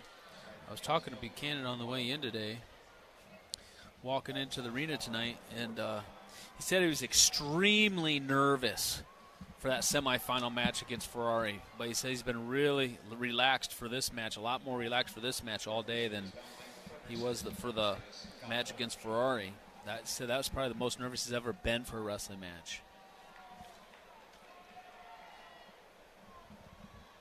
Though, of course, he's been beat by him twice. So Right. Well, and he's last year of eligibility. He's never been to the finals before. Lost in the semis a couple years ago to Jacob Warner. Barr's been doing a lot snapping and controlling Steven's head so far. 15 seconds to go here in the first period. Buchanan snaps, tries to get around behind, but wasn't in a good position to. So this first period will come to an end with no score.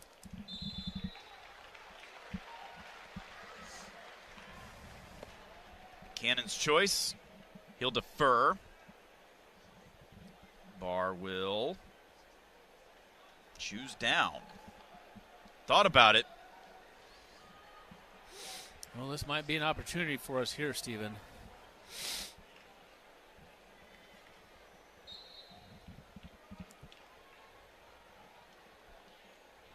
Barr working up to his feet. Buchanan trying to bump him back down, gets him to a knee, stands right back up. And there we pick him up, put him down. Barr does a good job getting his hips back up underneath and coming up to his feet. Buchanan tries pulling him back. Barr gets hand control. Buchanan in on the leg, though. He's getting a count right now. Stop it. Give the stall call. 25 seconds towards riding time. Terry Brand's telling him to keep those hips. Keep those hips. Comes around, trying to hook that near ankle. Barr works up to his feet. Tripping back down to his base. Barr stands back up. Trying to sag his hips. We're trying to pick him up, pull him back down, looking to chop that arm as they go out of bounds, head back to the center. 44 seconds towards riding time. He's at forward pressure here. Forward pressure. Get the weight on his hands. Forward pressure. Don't pull him back. Coming up to his feet. We got to have a lot of forward pressure here. Forward. Drive with this. He got the ankle. Drive. Trying to lever those triceps. Switching over to the other side. Barr up to his feet. Pull him back down. They're going to call locked hands. Barr with a standing switch. And going to get to the leg. They're going to go out of bounds. So they're going to say locked hands 1 point. Are they going to give the escape as well? Surprised Iowa's not going to challenge the locked hands unless we don't have a cube left. They do give one escape as well. So 57 seconds riding time for Buchanan. He's down 2-0 now. Hey, it's nothing but a takedown. Nothing but a takedown. We got 45 seconds go here in the second period. We do have a cube down there if we wanted to use it, but obviously it must have been. There's a shot by Buchanan. Gets to the leg for three. Takedown. Nice job, Buchanan. Good work. 3-2 now in favor of Buchanan with 25 seconds to go. He does get that riding time up over a minute. Barr reaching back into a whizzer. We're trying to get that forward pressure. Drop to an ankle, driving him. Crawls all the way off the mat. Be stalling on Penn State right there for crawling off the mat. 14 seconds remain, second period. When you try to literally crawl off the mat, that's stalling.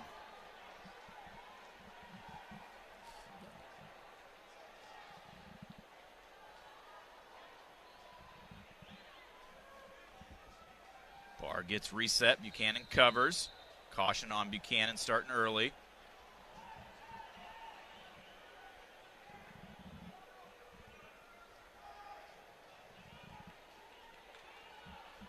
.14 on the clock, 1:14 of riding time.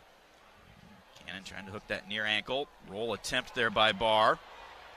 Works up to his feet, 8 seconds left. Buchanan's got to pick him up, otherwise he'll get a stall call. Staying behind the arms and will get the ride out. Wow, that is impressive ride right there by Buchanan. The way he could hang on to him like that was so impressive. 3-2, 1:28 of riding time. Buchanan's choice, he'll start down.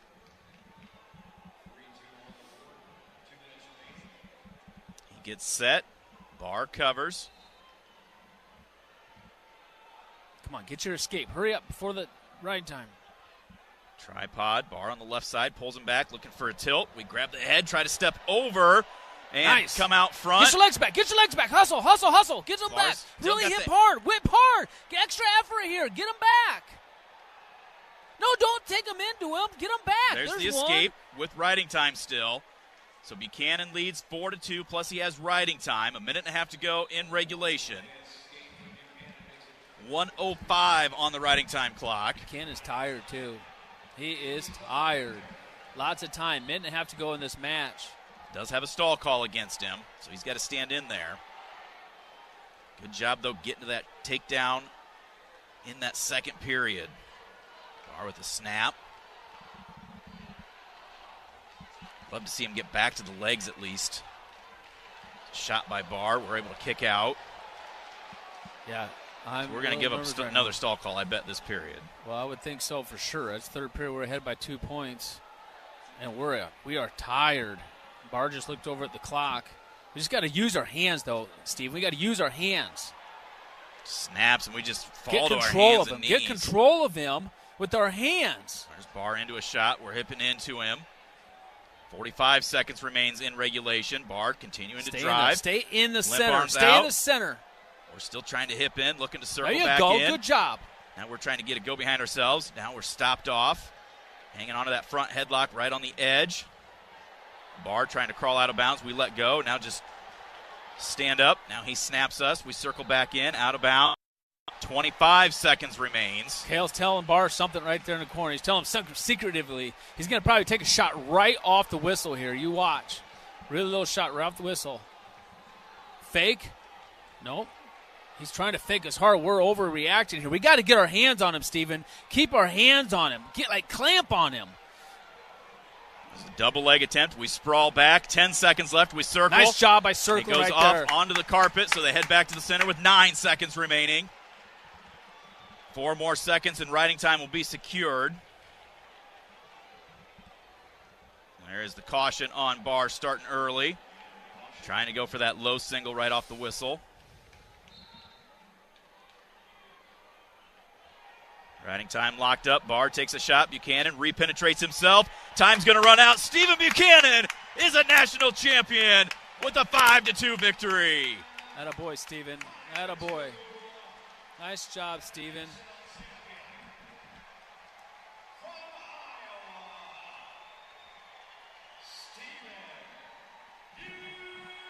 Came here to win a national championship as an individual, and he achieves that goal. As he does all the time, points to the sky, palms up. All glory to God, he says. He's going to head on over and find Bobby Telford. Terry Brands gets a big hug. Tom Brands waiting at the bottom of the stairs as well. Terry with lots of words for Stephen Buchanan right there. I am so incredibly happy for that kid right there. So happy for that kid. Big hug for Tom Brands as well. Quinn Kesen is trying to get him, and he's got everybody congratulating him. Congratulations, Stephen Buchanan. You're national champion at 197 pounds. I'm so happy for Stephen Buchanan. We're going to step out for a timeout. We will be back with more from the 2025 NCAA Wrestling Championships right after this. This is Hawkeye Wrestling from Learfield. Hear that? That's the Iowa Lottery powering up the new Pac-Man Scratch Ticket, where you could chomp your way to $50K in instant cash prizes. Even if you don't score big in your first round, you still get an extra life. Because you can enter non-winning tickets in the VIP Club for a chance to win a Pac-Man arcade package, plus your share of $325,000 in cash prizes. That's a lot of Waka Waka winning. Woohoo! Pac-Man is registered and copyrighted by Bandai Namco Entertainment Inc. Enter and see rules at iLottery.com/VIP. Hey Hawk fans, ready to elevate your game day experience? Introducing Daydreamer Cannabis-Infused Beverages. Made locally in North Liberty, Iowa, Daydreamer is your all-natural, low-calorie lifestyle beverage made with real fruit. It's light, healthy, and alcohol-free. Just what you need to keep you relaxed when the game heats up. So grab yourself a Daydreamer. Sip local and dream big. As always, enjoy responsibly. Visit us online at enjoydaydreamer.com.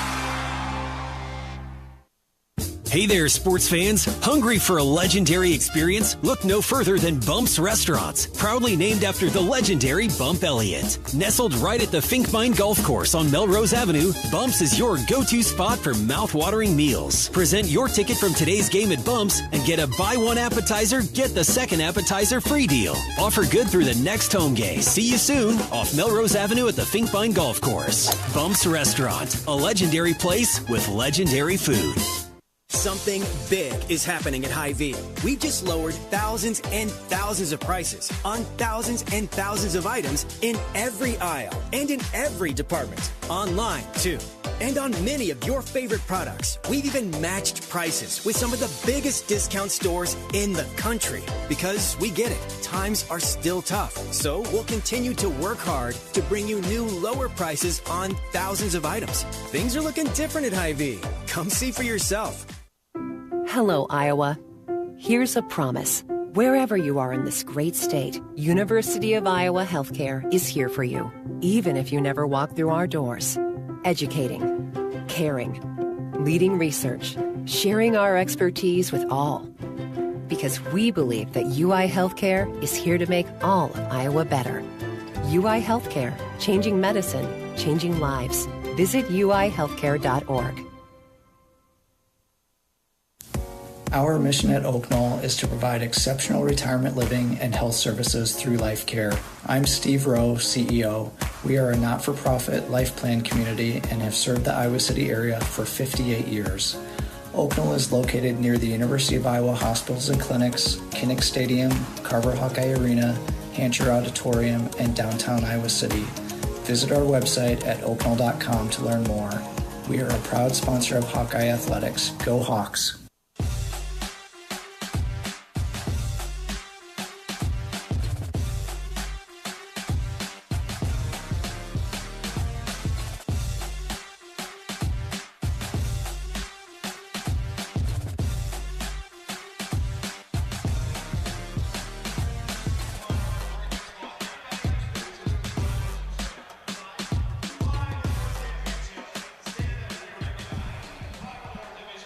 Welcome back to the 2025 NCAA Wrestling Championships.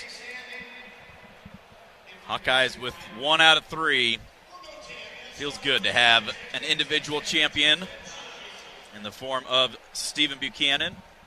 I can't even begin to tell you how happy I am for him, like him as in Stephen Buchanan, because it just couldn't come to a nicer, just more polite kid that just, it means the world to him.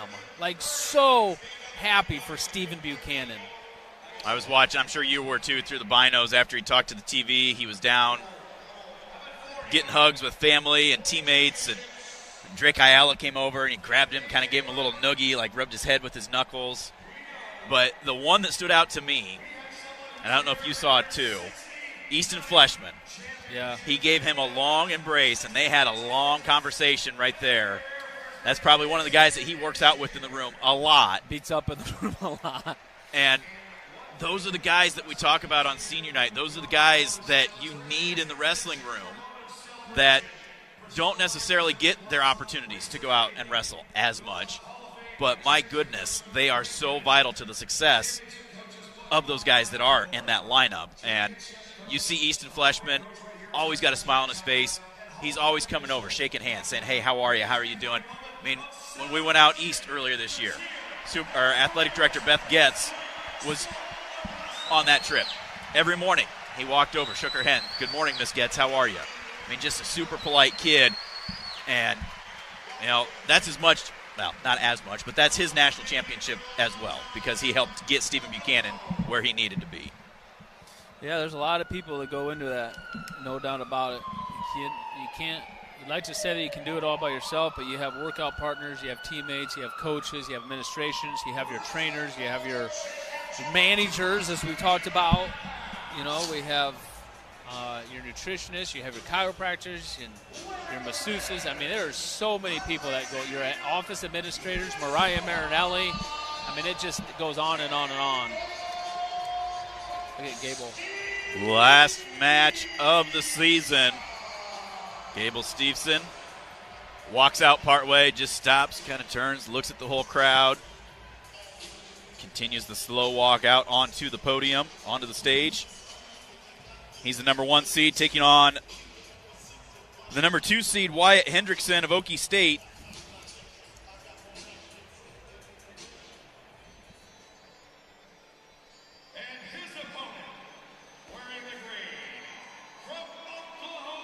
He's going to bring Braveheart? out. He's coming out. No. Steve Earle, Copperhead Road. Oh. He's wearing the American flag, too. Well, he's an Air Force grad. Yeah, it is Copperhead Road. Oh, my gosh. I got goosebumps. I literally got goosebumps. This is so cool.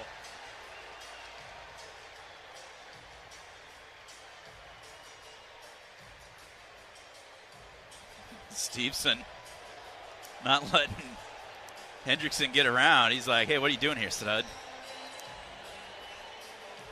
Comes out the American flag over his shoulders, and then Steve Earle's Copperhead Road. I don't know what Gable Stevenson's beef is with him, but he's his opponent right now. I know, but he hasn't been like that. No, like I know. Anybody else, he'll get up at the end when he wins and just be like really, really, really super nice and everything and talkative and all that. But I almost like he's putting on a show. But look, he's coming to wrestle. Snap front headlock into a head to the outside shot. Hendrickson locking around the chest. Steveson trying to get that arm out.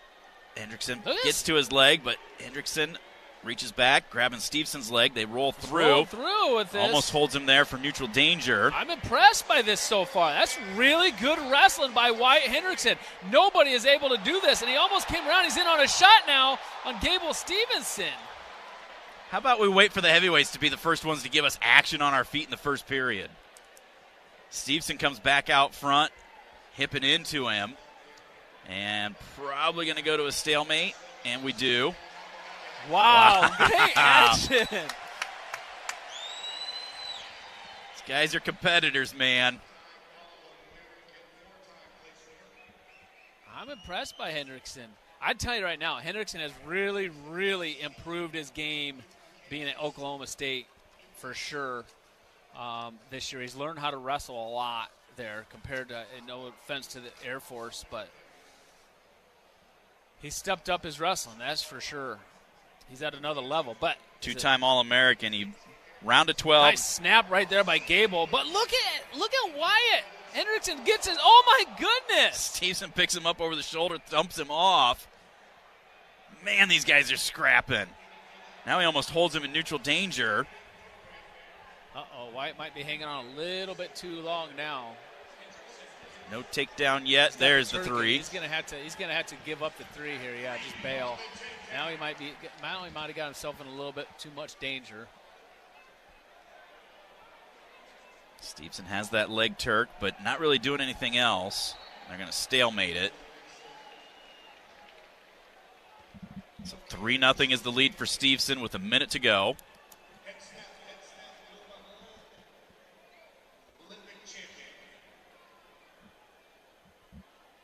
Hendrickson gets reset. Normally this is when we start giving all our thank yous and everything, Mark, but I don't think this match is going to give us time. Quick escape for Hendrickson, makes it 3-1. Steveson didn't put a whole lot of effort into riding him there.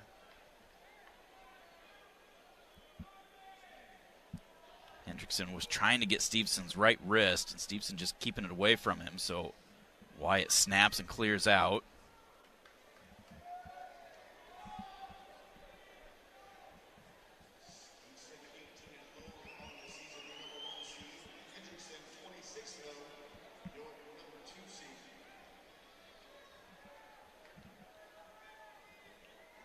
Pushing on each other with 13 seconds left.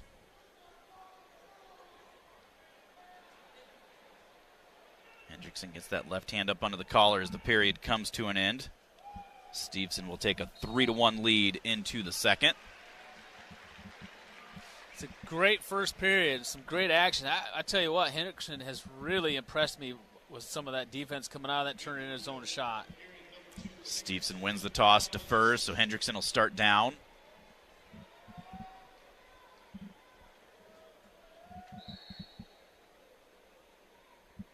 Hendrickson right away up to his feet. Steveson will let him out for the escape.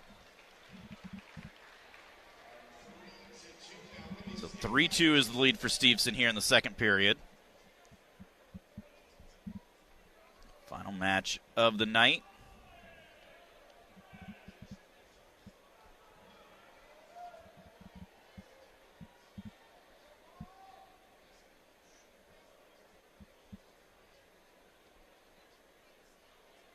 Big snap by Steveson.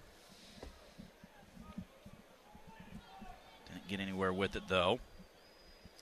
Well, as much as they came out firing in that first period, both guys starting to slow down a little bit here in this second.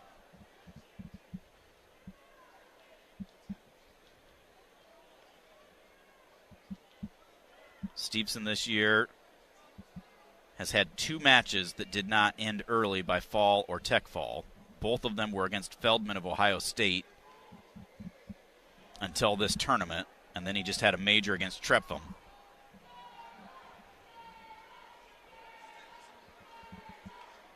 It's a nice snap. Tried to get to that snatch off of it, but Hendrickson got his leg out of the way. 35 to go here, second period.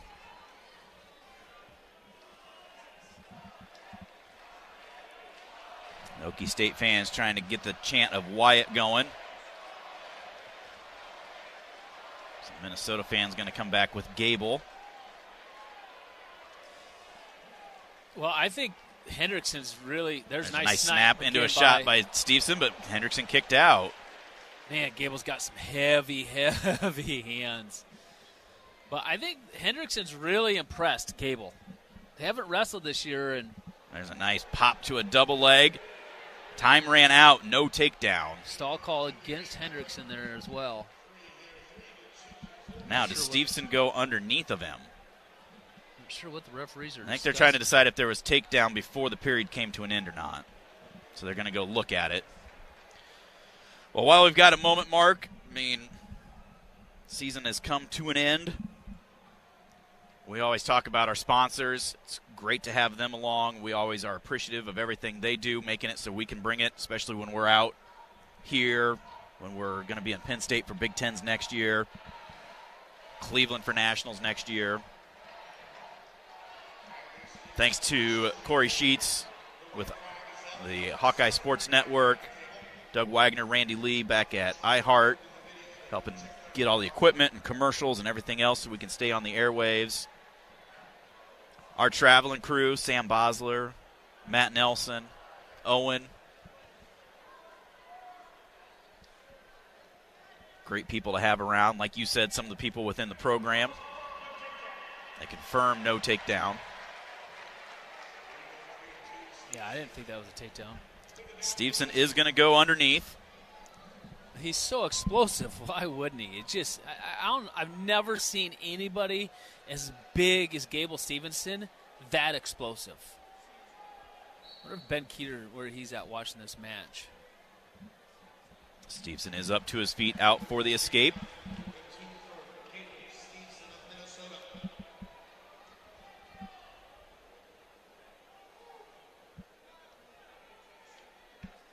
So 4-2 is the lead for Steveson. Riding time not a factor.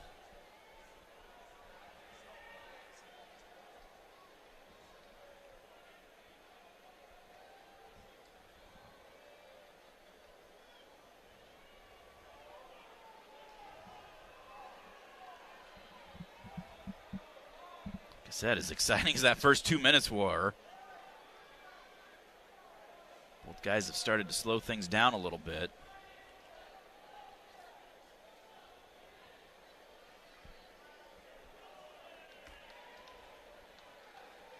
Like you said, I think Steveson respecting Hendrickson's defense. Well, after being in a few times, but Hendrickson's got to try and get something going here of his own. In the last minute to go. Trying to set up a couple of fakes. Steveson just staying in good position. There's a nice down block. Nice reshot there by Hendrickson. Go behind by Steveson, trying to cut off to the double. They go out of bounds, no points. 41 seconds remain.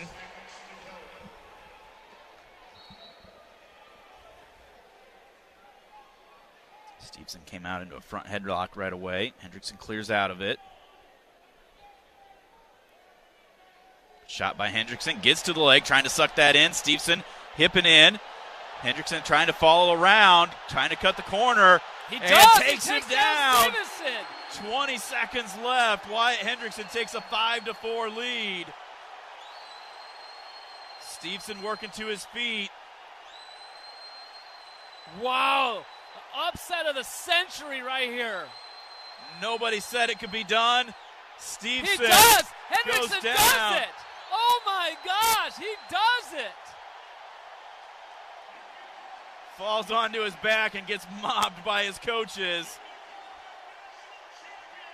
He's gonna. Wow. Wow, what a shot, what a finish. You talk about power. Hendrickson has some serious power. Goes over to his family already. The referee saying, hey, you got to come up and shake hands.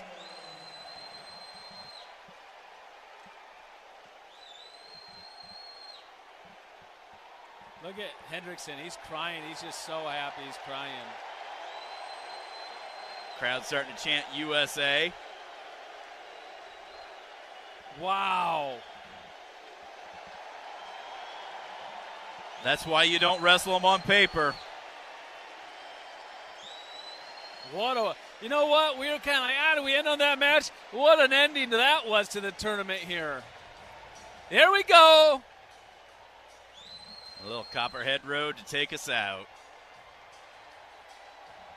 Playing his music. He's got the American flag. He's pointing to Coach, or he's pointing to Donald Trump. He's saluting to Donald Trump. Air Force. You got to remember, he's a member of the Air Force. He deferred his deployment. Like, he deferred his service to be able to come and wrestle one more year. He's going to jump off the stage and go straight over to the president. Get a hug from him. Finds John Smith down there as well. I don't think that was John Smith. No, I don't know who's those guys in the cowboy hats, but that's not John Smith. No, I thought that was. Maybe not. I didn't put the binos on. What an ending to this season. And you talk about the thrill of victory and everything that he's doing. You look at the agony of defeat. Gable Steveson just sitting in the front row. He still has an Olympic gold medal, but he came back because he wanted to become a 3-time national champion. Wow, the whole coaching staff from Oklahoma State's over there hanging out with Musk and Trump. And, wow, this is just crazy. Crazy.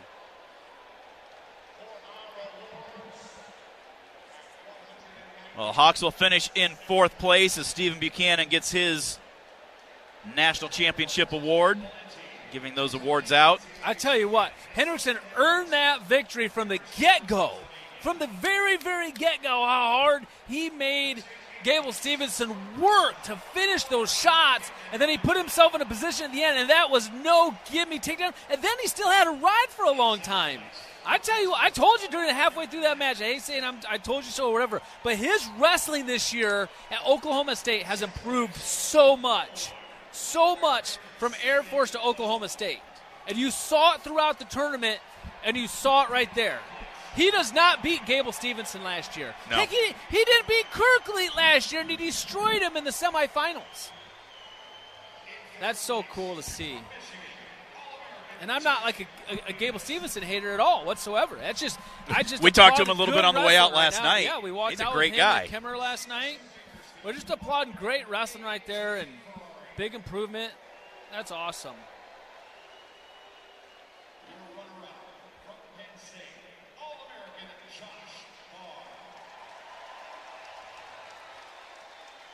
Here is Stephen Buchanan, your individual national champion at 197. Big old smirk on his face. He doesn't even want to smile. He's just going to smirk a little bit. Enjoy yourself, young man. You're a national champion. Well, Mark, 1 out of 3 in the finals, 4th place as a team. Any other final thoughts on this year and what we need to look to as we head to we had 3 finalists, 5 All-Americans. It was awesome getting Patrick Kennedy on that award stand. We had a national champion. We definitely have some momentum going in. There's no doubt about it. But 4th place, as I walked out with Coach Tom Brands today and rode in Suburban from the arena over to the hotel, and I tell you right now, he is not happy or settling for any part of this as far as 4th place, and knows that we have a lot, not just a little bit, but a lot of work to do. So, and obviously we do. I mean, now, not just Penn State, obviously he just proved it right here in this tournament over the last 3 days. There's a new sheriff in town in college wrestling, and that's David Taylor at Oklahoma State. Not only has he proven himself as a coach right out of the gate, but they got some money for the NIL thing as well, too. So things are going to get interesting really, really quick. And look what he already did in his first year. That's impressive. 3 in the finals, 2 national champions, knocking off 2 other 2-time national champions. So, definitely work to be done. Yeah, who did Hamdy beat? Keegan O'Toole. No, Hamdy beat Levi Haynes. Haynes, yeah. Yeah, he beat Levi Haynes. He beat Penn State straight up right there. So, well, thank you, Mark. Thank you, Chad Beatty, for filling in for one or both of us at different times throughout the year. And, again, a huge thank you to all of those sponsors. I know Barb Reynolds posts stuff on the Facebook page. Listen in. If you hear about them on the radio, head on in, support them, tell them that you appreciate it. I know you have a lot of people that come in and let you know that they listen. I have a lot of people that come into my business and appreciate it. Go to those others. I mean, if that's not for those sponsors, Mark and I aren't able to do this because it's not free for us to come along. And so we need to thank those sponsors and try to keep growing that so that we can continue this coverage for you guys moving forward. I just know that we get a lot of listeners out there. We get a lot of messages. We see, not only that, like the amount of people that we see when you're at events and stuff like that just, I mean, go out of their way to tell us that they listen and they appreciate it. We thank you all. We appreciate you listening. It's a lot, especially for Steven with all the still young kids in school and their schedules and stuff. I'm not in that boat anymore. And I appreciate you, Steven, because I get to come here and just talk wrestling. I don't have to worry about commercials. I don't have to worry about setting up equipment. I don't have to worry about turning in anything, like paperwork or anything. You do everything.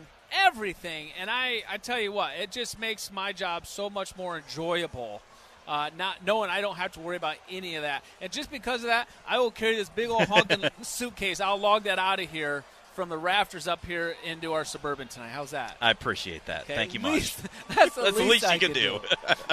Are you going to the banquet on Friday? Maybe. I still haven't decided yet. I need to talk to Hannah and figure out for sure. I got to see what else the rest of my schedule looks like. All right, buddy. Well thanks, Mark. Yep, thank you for another year. 4th place. We got a trophy, even though I don't think 4th place deserves a trophy. It should only be the top 3, but if they're going to hand one out, we might as well take it home with us. That's right. All right, well, for Mark Ironside, this is Stephen Grace. Thank you, everybody, for another exciting season of Hawkeye Wrestling. We look forward to being back and doing it again next season. Until then, this is Stephen Grace. You've been listening to Hawkeye Wrestling from Learfield. Iowa Hawkeye Wrestling has been brought to you by Hy-Vee. Score big savings with a Hy-Vee Perks membership. Iowa Lottery. Be a VIP with the Iowa Lottery. Visit ialottery.com for details. University of Iowa Healthcare. Changing medicine, changing lives. Wimmer's Meats, the official hot dog of the Hawkeyes. Also brought to you by Riverside Casino and Golf Resort, home of the Draft Day Sports Lounge, just minutes south of Iowa City. And by U.S. Bank, proud to sponsor the Iowa Hawkeyes. Equal housing lender, member FDIC. The preceding has been a Learfield presentation on the Hawkeye Sports Network. Number 1 on your car radio preset and the new and improved iHeartRadio app. This is AM 800 KXIC Iowa City. Free, never